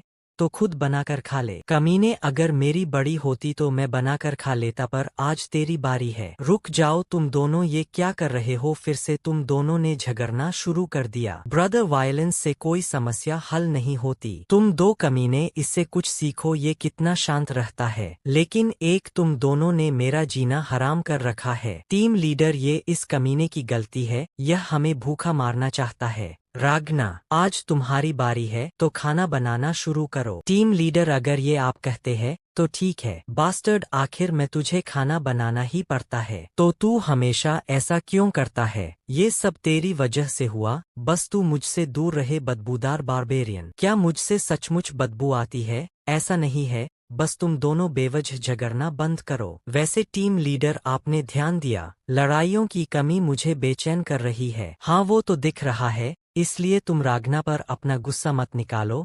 चलो हम दोनों एक स्पार्क करते हैं। बाहर ट्रेनिंग ग्राउंड में रेम बोलता है, टीम लीडर आप मेरे इस किक से बच के दिखाओ। अच्छा, तो आप इससे बच सकते हो तो अब इसे रोक कर दिखाओ। क्यों, क्या हुआ? टीम लीडर, आपकी तलवार आपके हाथों से छूट रही है। दूसरी तरफ एनक्रिड सोच रहा होता है, मुझे अपने अंदर के डीमन को जगाना होगा। मैं रेम की कुल्हाड़ी का भी पता नहीं लगा पा रहा। सच में उसकी ताकत एक अलग ही लेवल पर है। मुझे अपने सुनने की क्षमता का उपयोग करके उसके कुल्हाड़ी का पता लगाना होगा, तब जाकर शायद से मैं उसके अटैक्स को रोक सकता हूँ। एंड उसी समय मुझे उसके ऊपर हमला करना होगा। मैंने सैकड़ों बार मरते हुए इस चीज का प्रैक्टिस किया है। टीम लीडर, आप क्या सोच रहे हो? मेरे अटैक को रोको। नहीं, अभी नहीं, वो अभी भी काफी दूर है। मुझे उसे थोड़ा और नजदीक आने देना चाहिए। हाँ, अभी यही सही समय है। क्या फिर से वही सरप्राइज अटैक? आपको क्या लगा ये चीज मेरे ऊपर फिर से वर्क करेगी? आपकी सोच बिल्कुल गलत है। एक सरप्राइज अटैक हमेशा पहली बार में ही वर्क करता है, दूसरी बार के लिए उसका कोई चांस नहीं। वैसे आप अचानक से इतने बोरिंग कैसे हो गए? वही घिसापिटा तरीका, मैं इससे पहले ही ऊब चुका हूँ। आपके पास कुछ नया नहीं है क्या? क्या नया तो ठीक है, वैसे भी मैं पहले से बदल चुका हूँ। अब मैं हर चीज को सैकड़ों हजारों बार दोहरा सकता हूँ। आगे बढ़ने के लिए मुझे ज्यादा से ज्यादा तकनीक अपनाना होगा। इसके अगले बार से अगर तुमने दोबारा मुझसे भिड़ने की कोशिश की तो इस बार मैं तुम्हें बुरी तरह हरा दूंगा। उसमें स्किल्स सीखने का डिटर्मिनेशन बिल्कुल अभाव है, इसलिए तो मैं इससे ऊबता नहीं हो। उन आंखों को देखो जो हर बार और भी ज्यादा निखर कर आती है। आप इसे तब कहना जब आप मुझे हराकर मेरे ऊपर कोई निशान न छोड़ दें। वैसे अब हमें टेंट के अंदर जाना चाहिए। बारिश काफी ज्यादा हो रही है। टेंट में वो दोनों आकर एनक्रिड बारिश को देखते हुए कहता है, ये बारिश अपनी मर्जी के अनुसार शुरू और बंद होती है। अरे यार, ये तो हद हो गई। इस रफ्तार से तो मेरे पैरों पे ही मशरूम उगने लगेंगे। दूसरी तरफ रागना हमेशा की तरह आलसियों की तरह सोता रहता है। वही ऑडिन अपनी गोद की वर्शिप कर रहा था। तभी उस जगह दौड़ते हुए क्राइस आता है, डायमेट, ये बारिश की वजह से मुझे कितनी बार अपने मुकाबला रद्द करने पड़ेंगे। अगर कोई कहे कि हमारे कैंप पे किसी ने कर्स्ड किया है तो मैं इस बात पर यकीन कर लूंगा। वैसे तुम कौन सी कर्स की बात कर रहे हो? क्या आपने अफवाहें नहीं सुनी? स्क्वाड लीडर, अब जब मैं इसके बारे में सोच रहा हूँ तो वेंजेंस किसी बात पर चर्चा कर रहा था। हमारा एनकैंपमेंट कर्स्ड है। यार, मौसम अजीब है, घायलों की संख्या बढ़ गई है, हम कैजुअल्टी की चपेट में आ गए हैं। खासकर स्काउट स्क्वाड, जैक, वे सभी घायल हैं। लोग कह रहे हैं कि हम इन सब बातों की वजह से कर्स्ड है। एंड मुझे पूरा यकीन है सचमुच कोई कर्स्ड नहीं है। ये केवल बदलते मौसम की वजह से है, इसलिए कोई तो है जो इन अफवाहों को फैला रहा है। वैसे हायर अप्स इस तरह की किसी भी चीज को होने नहीं देंगे। पर आप एंट्रेंस पे खड़े क्यों हैं? मैं अपनी सेंसेस की ट्रेनिंग कर रहा हूँ इन बारिश के बूंद को देखकर। पर तुम हो क्या, कोई आवारा कैट? इससे क्या फायदा?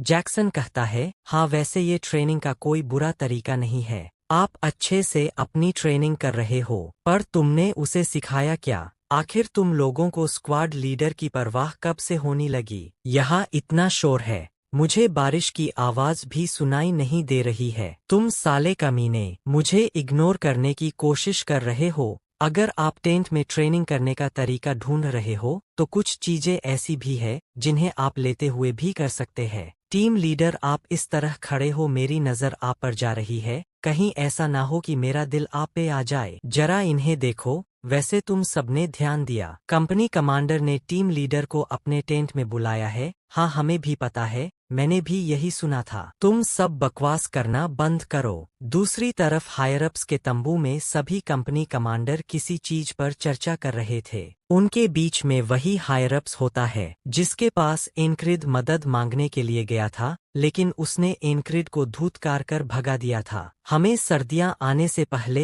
एक टीम बनाकर कैंपस के बाहर भेजना चाहिए ताकि वो आसपास के जगह का मुआयना कर सके। क्या किसी के पास इन टीम को भरने के लिए कोई सुझाव है? वैसे मेरे पास एक आदमी है। 444वीं स्क्वाड के लीडर के बारे में क्या ख्याल है? वो निकम्मा आदमी, क्या वो थोड़ा बेवकूफ नहीं है? अगर उसने हमारी ही टीम को पीछे रोक लिया तो क्या होगा? वो बंदा अनएक्सपेक्टेड रिजल्ट ला सकता है। एंड ऐसा सोचने का आपका क्या कारण है? बस ये मेरी इंस्टिंक्ट है, आगे आपकी मर्जी। अगले दिन एनक्रिड कंपनी कमांडर से मिलने उसके टेंट में जाता है। मैं 444वीं स्क्वाड का टीम लीडर। रिपोर्टिंग कमांडर, क्या आपने मुझे बुलाया? हाँ, आज से कुछ दिन बाद एक स्काउट्स टीम बाहर का मुआयना करने जाएगी जिसमें तुम्हारा नाम भी शामिल है। क्या आपने कंपनी कमांडर को किसी तरह नाराज किया था क्या? मैंने ऐसा करने के लिए क्या किया होगा तुम ही बताओ। नहीं तो वो आपको ही क्यों चुनती? जबकि अब क्रांक चला गया है तो मैं मरूंगा तो नहीं। क्या आप सचमुच जा रहे हो?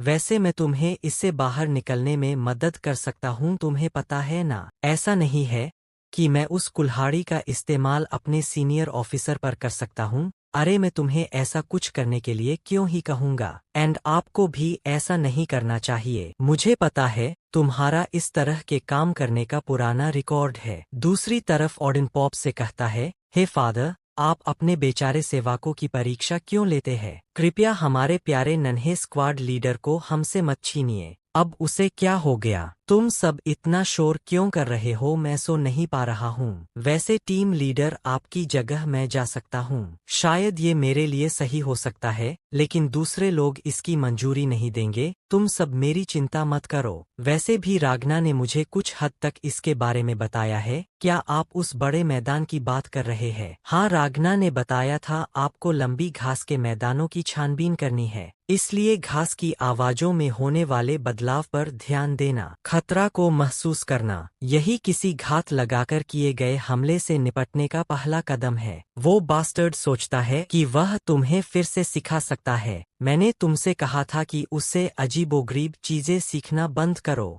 मेरे जाने के बाद उन्हें लड़ने से कोई नहीं रोक पाएगा। क्या उन्हें यहाँ छोड़कर जाना सही होगा? बट मैं इसमें कुछ नहीं कर सकता। मुझसे बेहतर इस टीम के लिए कोई और उपयुक्त नहीं है। आर्मी में भर्ती होने के बाद मेरी कमजोर बॉडी के कारण मेरे सीनियर्स मुझे लगातार इधर-उधर स्थानांतरित किया करते थे, यहाँ तक दूसरों की जगह काम करना पड़ता था। प्रेजेंट में रागना कहता है वो प्लेस ट्रेनिंग के लिए अच्छी जगह है। मेरे लिए भी वो कारगर साबित हुआ था। तुम कमीने अपना मुंह बंद करो। लगता है तुम्हें सबक सिखाना होगा। तुम मुझे सबक सिखाओगे? मन बुद्धि बारबेरियन, चलो आज देख ही लेते हैं कौन किसको सबक सिखाता है। आज तो तू मेरे हाथों ही मरेगा। रुक जाओ तुम दोनों। लेकिन वो दोनों तब भी नहीं रुकते हैं, तो एनक्रिड को उनके बीच आना पड़ता है। शांत हो जाओ तुम दोनों। वो नॉर्मल सा लेफ्टओवर स्क्वाड का एक लीडर था। Squad leader? क्या तुम ब्रेव हो या स्टूपिड? तुम्हें उनका धन्यवाद करना चाहिए, नहीं तो अब तक तुम्हारे दिल में एक और छेद हो गया होता। माया, सबसे पहले तो तुम्हारा सिर ही धड़ से अलग हो जाता। ये सभी वाकई में स्किल्ड फाइटर है, इसलिए मैं इन्हें खो नहीं सकता। उनकी तुलना में मेरी कॉम्बैट पावर कुछ खास नहीं है, इसलिए उनकी चिंता करने का कोई फायदा नहीं है। मुझे खुद को स्ट्रॉन्ग बनाने पर ध्यान देना चाहिए। मुझे पता है स्किल्स के मामले में मैं कहाँ खड़ा हूँ,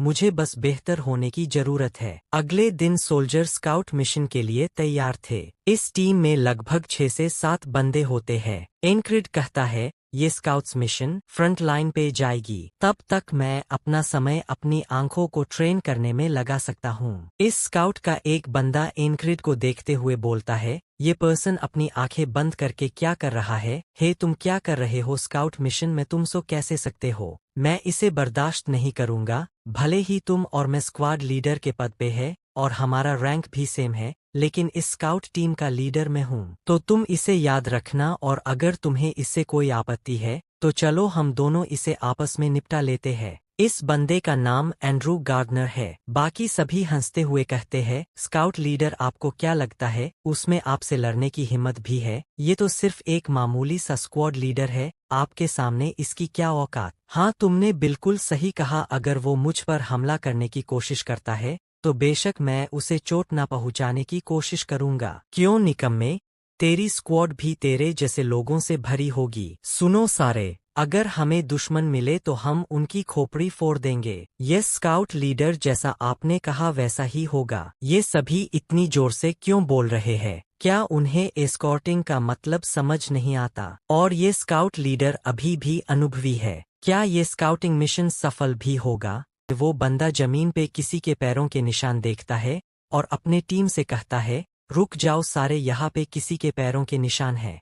एस्कॉर्ट लीडर, ये तो किसी जानवर के पैरों के निशान है। हाँ, तुमने बिल्कुल सही कहा, और ये चिन्ह अभी भी नए हैं। हमें उनके पीछे जाना चाहिए। आज रात हम बारबेक्यू करेंगे।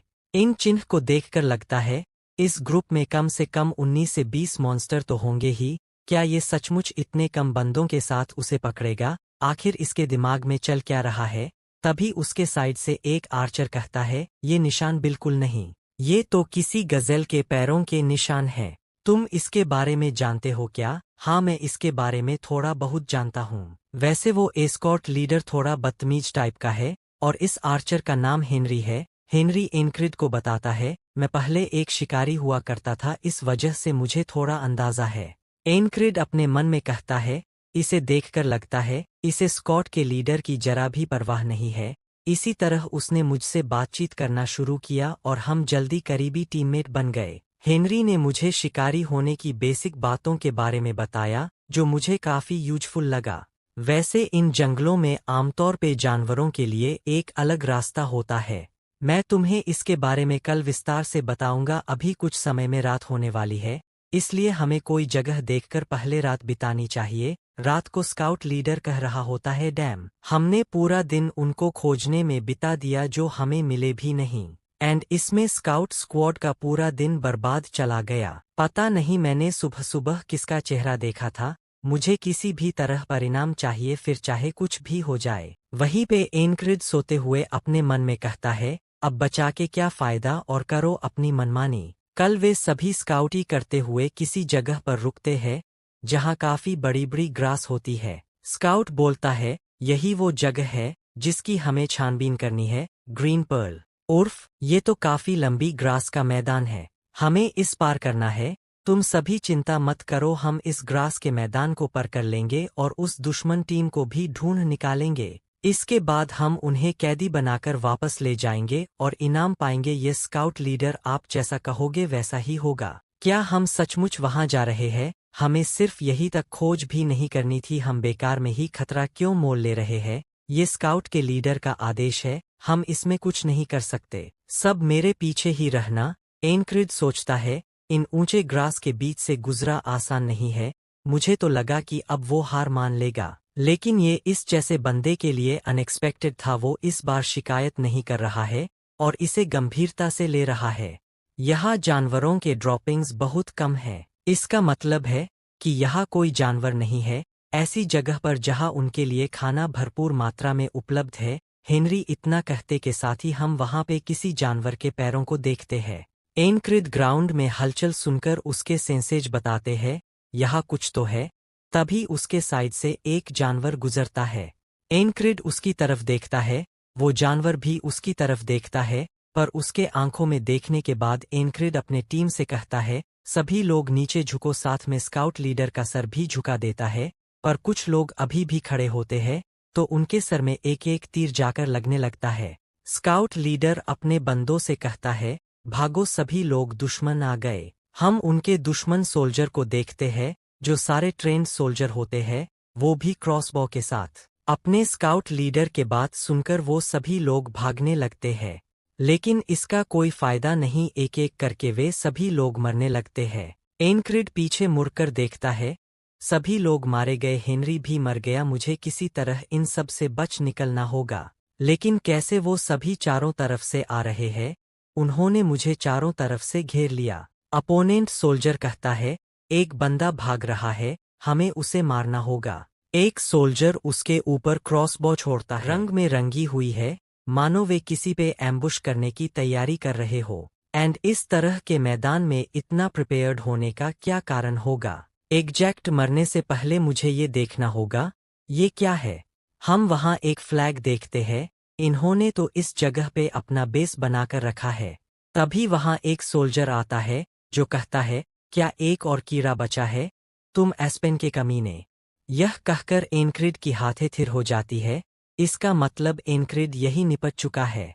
निपटने के बाद सेन फिर से वहीं से शुरू होता है जहां स्काउट लीडर बोल रहा था, तुम सभी इसकी फिक्र मत करो, हम सभी इस ग्रास फील्ड को पार करेंगे एंड उस हॉस्टाइल स्काउटिंग पार्टी को भी पकड़ेंगे। उन्हें कैदी बनाने के बाद ये शोर करूंगा कि हम सभी को अच्छा खासा इनाम दिया जाए। ये नहीं हो सकता, हमने इसे पहले ही दर्जनों बार आजमा कर देख लिया।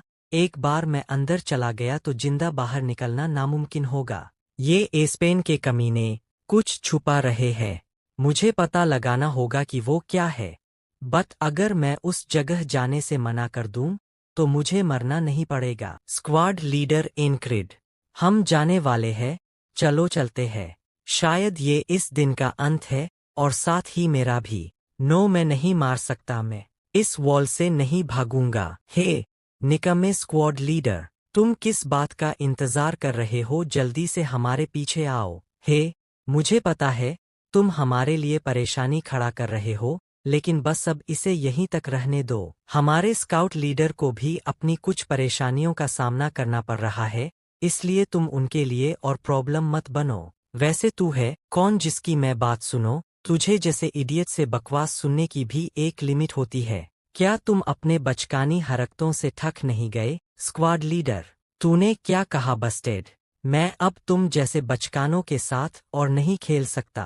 क्या तुम ये कह रहे हो कि तू मेरे कमांड के खिलाफ जाओगे? मुझे इस स्थिति को पूरी तरह से फिर से समझने की जरूरत है। मैं इसे डिसोबीडियंस कर रहा हूँ। इस तरह हम ज्यादा समय तक जीवित नहीं रह पाएंगे। अब से मैं ही कमांड दूंगा। मैं तुम सबकी ताकत का इस्तेमाल करके एक साथ जिंदा बाहर निकलूंगा। तू कमीने।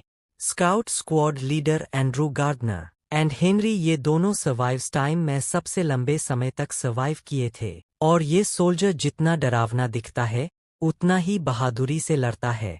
ये इस टीम में सबसे स्किल्ड है, लेकिन वो उस स्काउट लीडर के पीछे पड़ा रहता है। इसलिए ये उस बंदे का बेबीसिटर या बॉडीगार्ड जरूर होगा। अगर तुम मुझसे फाइट ही करना चाहते हो तो ठीक है, हम यही करेंगे। बस तुम्हें मुझे हराना है, फिर तुम जो चाहोगे वही होगा। चलो अब अपनी तलवार निकालो। एनक्रिड उसे खुद पर इतना भरोसा करता देख कहता है, एक नॉर्मल सोल्जर के पास अंगरक्षक नहीं होता। और ऊपर से उसके बॉडी पोस्चर को देखकर साफ पता चल रहा है कि उसे किसी अच्छे मास्टर के थ्रू सिखाया गया है। उसके इतने कम समय के एक्सपीरियंस को देखते हुए लगता है उसके पास एक्चुअल फाइट का बहुत कम अनुभव है। वो जरूर किसी अमीर फैमिली से आता होगा। नहीं, अगर ऐसा होता तो वह परिणाम पाने के लिए इतना उत्सुक नहीं होता। क्या वो कोई नोबल व्यक्ति है या कुछ और? एक तो तुम्हारे इतने पैथेटिक स्किल्स है, पर फिर भी तुम एक हाई रैंक सोल्जर हो, ये थोड़ा वियर्ड है। तुम जरूर कोई निकम्मे इंसान होगे जो कभी ट्रेनिंग नहीं करता है, लेकिन फिर भी पैसे देकर अपनी रैंक बढ़ाता रहता है। तुम चाहे जो भी कहो, पर मैं अब तुम्हारे आदेश का पालन नहीं कर सकता। हम दोनों ही निकम्मे हैं। नहीं, मैं तुमसे अलग हूँ। मुझे एक मिशन पूरा करना है जिसके लिए मैं कुछ भी कर सकता हूँ। चलो भी अब आ जाओ, तुम बहुत बातें करते हो। आओ मुझसे लड़ो। तुम जैसों के लिए मुझे अपनी तलवार निकालने की भी जरूरत नहीं है। तुम कमीने, तूने आज सारी हदें पार कर दी, मैं तुझे नहीं छोड़ूंगा। इस वक्त ये गुस्से में है। आमतौर पर मुझे इस जैसे बंदों के लिए तैयार रहना पड़ता है, बट वो स्पष्ट रूप से मुझे नीचा देख रहा है। उसके केयरलेसली एक्ट करने से उस पर ही बैकस्लैश हो सकता है। तू कमीने, तूने मुझे आज बहुत ज्यादा गुस्सा दिला दिया। वो लापरवाही से आगे बढ़ रहा है। उसकी तलवार एनक्रिड के नजदीक आती है तो एनक्रिड बाय हैंड उसकी तलवार अपने हाथों से रिफ्लेक्टर कर देता है, जो देखकर तो स्काउट लीडर भी हैरान हो जाता है। एंड इसके बाद एनक्रिड उसके पेट में एक पंच मारता है और उसके एक ही पंच में स्काउट लीडर की चीख निकल आती है। इसके बाद वो जमीन पर गिरा होता है और एनक्रिड उसके सामने खड़ा रहता है। ये तुम्हारी गलती थी, तुमने मुझे कमाका, इसलिए आगे से किसी को अंडर एस्टिमेट नहीं समझना। स्काउट लीडर को हारता देख बाकी सारे लोगों के तो मुंह फटे के फटे रह जाते हैं। क्या उसने उसे एक ही वार में हरा दिया? लेकिन मैंने तो सुना था कि वो एकदम निकम्मा आदमी है। क्या तुम सचमुच इतने स्ट्रांग हो? अब से ये स्क्वाड मेरे अंदर रहेगा। किसी को इससे कोई प्रॉब्लम है तो मुझे अभी बता दो। नहीं, हमें इससे कोई प्रॉब्लम नहीं है। और तुम्हें बेबी सीटर? नहीं, मुझे भी नहीं है। डैम, मैं उस बंदे के खिलाफ एक पंच में ही हार गया। अब से आप जो कहोगे हम वही करेंगे। ये मेरे जीत के तरफ पहला कदम है। स्काउट टीम को एनक्रिड लीड कर रहा होता है, सूरज के रोशनी में, इस उम्मीद में कि वो सभी इस बार विजय होकर लौटेंगे। इसी उम्मीद में एनक्रिड हेनरी से पूछता है उसके ड्रीम के बारे में। चेहरे पर हैरानी का भाव लेकर बोलता है, तुम ये क्यों पूछ रहे हो डॉट? बस ये एक उम्मीद है। मेरा ड्रीम कुछ खास नहीं है, बस मैं एक ऐसी भावुक खूबसूरत लड़की से शादी करना चाहता हूँ जो फूलों की तरह खूबसूरत हो और उसके पास एक फ्लावर शॉप हो। ऐसा करने के लिए तुम्हें आज जीवित रहना होगा, और तुम सभी का ड्रीम किया है। मेरी वाइफ ने हाल ही में मेरे बेटे को जन्म दिया है। अगर तुम नहीं चाहते कि तुम्हारा बच्चा बिना पिता के जिए तो तुम्हें भी जीवित रहना होगा। और आप दोनों का क्या? मैं पैसे बचाना चाहता हूँ और अपना खुद का व्यापार शुरू करना चाहता हूँ। मैं तो बस घर लौटना चाहता हूँ। एंड्रू, आपके बारे में क्या? मैं अपनी माँ की अंतिम इच्छा पूरी करना चाहता हूँ। My dream, my mission. मेरा उद्देश्य हाउस गार्डनर को फिर से रिवाइव करना है। आप सभी के जवाब एक जैसे ही है। इसलिए इन लक्ष्यों को पूरा करने के लिए आपको यहाँ से जिंदा निकलना होगा। तो चलो इस मिशन को पूरा करके यहाँ से जिंदा निकलते हैं। सभी उसे उम्मीद भरी नजरों से देखते हैं कि इस बार हम विजय होकर लौटेंगे। एंड्रू गंभीर सोच में मन ही मन कहता है, मुझे अब से इन लोगों को प्रोएक्टिव तरीके से रिएक्ट करने की जरूरत है। जीवन से अधिक प्रेरक और कुछ नहीं है। पिछले दिनों दुश्मन इसी जगह से रिस्पॉन्स हुए थे। इस समय मैं उन्हें खत्म करने की योजना बना रहा था, पर इससे पहले ही उन्होंने हमारे ऊपर एम्बुश कर दिया।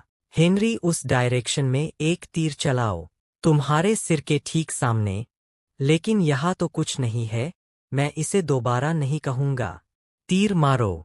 ठीक है। हेनरी उसी डायरेक्शन में बिना देखे एक तीर चला देता है। तीर कमान से निकलकर सीधा जाकर एक दुश्मन सोल्जर के सर में लगता है। वहीं से एक चीख निकलती है, एनिमीज। तो सचमुच वो यही थे। ये सभी हमारे ऊपर एम्बुश करने की तैयारी कर रहे थे। तुम सभी इन्हें रोको, मैं जाकर उन्हें मारता हूँ। एंड्रू, तुम मेरे पीछे आओ। क्या कहा तुमने? डैम, हमारे पास एक अपर हैंड है। वो सोल्जर अभी भी हैरान परेशान होकर एक दूसरे को देख रहे होते हैं कि अभी क्या हुआ। तभी वहां आते हुए एनक्रिड एक सोल्जर के पीठ में अपनी तलवार घुसा देता है और वह सोल्जर चीखते हुए वहीं गिर जाता है। इसी के साथ एक और सोल्जर मारा जाता है। फिर एनक्रिड कह रहा होता है, अगर तुम्हें इस जगह पर सरवाइव करना है तो दुश्मन तुम पर हमला करे इससे पहले ही तुम उन्हें खत्म कर दो। उसी समय दुश्मन सोल्जर ये सब देखकर काफी शॉक हो चुके होते हैं। फिर वे सभी बोलते हैं, आखिर ये बंदा है कौन? एंड ये अचानक से कहाँ से आ गया? तभी एंड्रू अपनी तलवार से इस सोल्जर को मार देता है। पर तभी एक और सोल्जर अपने स्पेयर से एंड्रू पर अटैक करने वाला होता है। लेकिन इस जगह पे एंड्रू का अंगरक्षक आ जाता है जो उस सोल्जर को खत्म कर देता है। ये सब देखकर एनक्रिड कह रहा होता है, मैं ये जानता था अगर मैं एंड्रू का इस्तेमाल करूंगा तो ये सोल्जर ना चाहते हुए भी इस बैटल में आएगा ही। अब हमारे इस जगह पर जिंदा रहने के चांसेस और भी बढ़ चुके हैं। इसके बाद यहाँ पर एक और सोल्जर चिल्लाते हुए कह रहा होता है, सभी लोगों को इन्फॉर्म कर दो, एनिमी ने हमारे ऊपर एम्बुश कर दिया, सभी लोग चौकन्ने हो जाओ। ये सुनकर इधर हमारे हीरो के टीममेट भी इकट्ठा हो जाते हैं। फिर एनक्रिड इन सभी से बोलता है, किसी को भी जिंदा मत छोड़ना, सभी को मार डालो। इसके इतना कहते ही सभी लोग उनके ऊपर अटैक कर देते हैं और उन सभी को मारने लगते हैं। इसी के साथ एनक्रिड हमें बताता है, मैं इस दिन को बार बार दोहरा रहा था, जिसकी वजह से मुझे एक चीज पता चली है, इस ग्रास में जो जानवर मौजूद है ये सभी सोल्जर उसका पीछा कर रहे थे और यही कारण है कि यह सभी सोल्जर इस ग्रास में इधर-उधर फैले हैं। और फिर हम देखते हैं ये जानवर उस सोल्जर के बगल से भाग रहा होता है, लेकिन ये सोल्जर अपने स्पेयर से उस जानवर को मारने की कोशिश करता है और वो उस जानवर को मार पाता कि उससे पहले ही एनक्रिड उस जगह पर आ चुका होता है, जो अपनी तलवार से उस सोल्जर को मार देता है। और इस जानवर को देखते हुए सोचता है, इस जानवर के वजह से मुझे काफी ज्यादा मदद मिली है। वे सभी सोल्जर इस ग्रास में चारों तरफ फैले हुए हैं, लेकिन हम धीरे धीरे उन सभी सोल्जर को खत्म कर सकते हैं। पर इस जैसा जानवर अकेले इस जगह पर क्या कर रहा है? पिछली बार जब ये आया तब कोइंसिडेंटली इन्होंने हमें खोज लिया था, लेकिन इस बार हमने उनके ऊपर एम्बुश किया। वो हमारे हमले को देख भी नहीं पाए क्योंकि वे सभी उस जानवर का पीछा करने में लगे हुए थे। इसकी वजह से ही ये सब चल रहा है, इसलिए मैं इसे इतनी आसानी से मरने नहीं दूंगा। इसके बाद हेनरी बोल रहा होता है, लीडर, हमने सभी लोगों को मार दिया है, अब आपका अगला ऑर्डर क्या है? अभी के लिए हमें आगे बढ़ना होगा और तुम्हारे सामने जो कोई सोल्जर आ जाए तुम उसे फौरन मार देना। तभी उस जगह पर जो जानवर मौजूद था वो अभी भी एनक्रिड के पीछे आ रहा था। इसके बाद एनक्रिड अपने सभी टीम मेंबर के साथ इस ग्रास मैदान में आगे जा रहा होता है और वो बोल रहा होता है, इस दिन को बार बार जीने के बाद मुझे पता है कि कौन सा सोल्जर किस जगह पर है, इसलिए उन्हें मारना मेरे लिए ज्यादा मुश्किल नहीं है। पर फिर हमें दिखाया जाता है, एक सोल्जर ग्रास में निगरानी दे रहा होता है, लेकिन एनक्रिड अपनी स्पीड की मदद से बहुत ही तेजी से उसके गले को काट देता है। फिर एनक्रिड भागते हुए अपने लोगों से कहता है, सभी लोग यहाँ से राइट में मुड़ जाओ, हम सभी लोग यहाँ से एक साथ आगे नहीं जा सकते। तो ये बात सुनकर एंड्रू का गार्ड बोलता है, आखिर तुम ये क्या कह रहे हो, हमें यहाँ से सामने की तरफ जाना चाहिए, आखिर तुम इस तरफ क्यों जा रहे हो। एनक्रिड बोलता है, जैसा मैं कह रहा हूँ बस तुम वैसा करो। इसके बाद एनक्रिड हमें बताता है, यहाँ से सामने की तरफ 20 सोल्जर मौजूद है और वो सभी अपने हाथों में क्रॉसबो पकड़े हुए हैं। अगर हम इसी तरह आगे बढ़ते रहे तो वो सभी हमारे ऊपर एरोस के साथ अटैक कर देंगे। इसके बाद हम देखते हैं इन्होंने कुछ और सोल्जर को मार दिया होता है और एंड्रू भी अपने पूरी ताकत के साथ दुश्मनों से फाइट कर रहा होता है। फिर हम एंड्रू के गार्ड को देखते हैं जो कि सोच रहा होता है, एंड्रू इस समय थक चुका है, अगर हम इसी तरह फाइट करते रहे तो हम सभी बहुत ज्यादा थक जाएंगे, इसलिए हमें इस जगह से बचकर निकलने का कोई रास्ता ढूंढना होगा। लेकिन इसी समय एनक्रिड कहता है, हमें यहाँ रुकने की जरूरत नहीं है, हमें अभी और भी आगे जाना है। तो ये बात सुनकर वो गार्ड काफी ज्यादा गुस्सा हो जाता है और वो कह रहा होता है, क्या तुम पागल हो गए हो, यहाँ पर काफी सारे लोग हैं, अगर हम इसी तरह आगे बढ़ते रहे तो हम सभी काफी जल्दी मारे जाएंगे। एनक्रिड बोलता है, अगर तुम इस जगह से सरवाइव करना चाहते हो तो बस जैसा मैंने बोला है बस वैसा करो। लेकिन हम इसी समय देखते हैं एंड्रू और हेनरी काफी ज्यादा शॉक हो जाते हैं और हेनरी चिल्लाते हुए कहता है, गाइस क्या तुम सभी पागल हो गए हो, आखिर तुम ये क्या कर रहे हो। और हमें दिखाया जाता है कि वो गार्ड अपनी तलवार एनक्रिड के गले पर रखे होता है और वो गार्ड कह रहा होता है, तुम यहाँ पर ऐसा पेटेंट करना बंद करो कि तुम हमारे असली टीम लीडर हो, लेकिन तुम यह मत भूलना कि तुम सिर्फ एक टेम्परेरी लीडर हो, अगर तुम्हें जाना है तो तुम यहाँ से चले जाओ, लेकिन हम यहाँ से अपना रास्ता खुद ही तलाश करेंगे, तुम सिर्फ एक क्रेजी बस्टेड हो जो यहाँ पर मरना चाहता है। तो ये बात सुनकर एनक्रिड बोल रहा होता है, शायद तुम्हें ये बात समझ नहीं आई है कि अब वापस लौटने के लिए बहुत ज्यादा देर हो चुका है, और अगर हम अब वापस जाने के लिए मोड़े तो वो कब हमारे पीठ में स्टैब करेंगे हमें पता भी नहीं चलेगा। फिर ये बात सुनकर वो गार्ड कह रहा होता है, यानी कि तुम सीधे तौर ये कह रहे हो कि अब हमें तुम्हें फॉलो करने के अलावा कोई और दूसरा रास्ता नहीं है।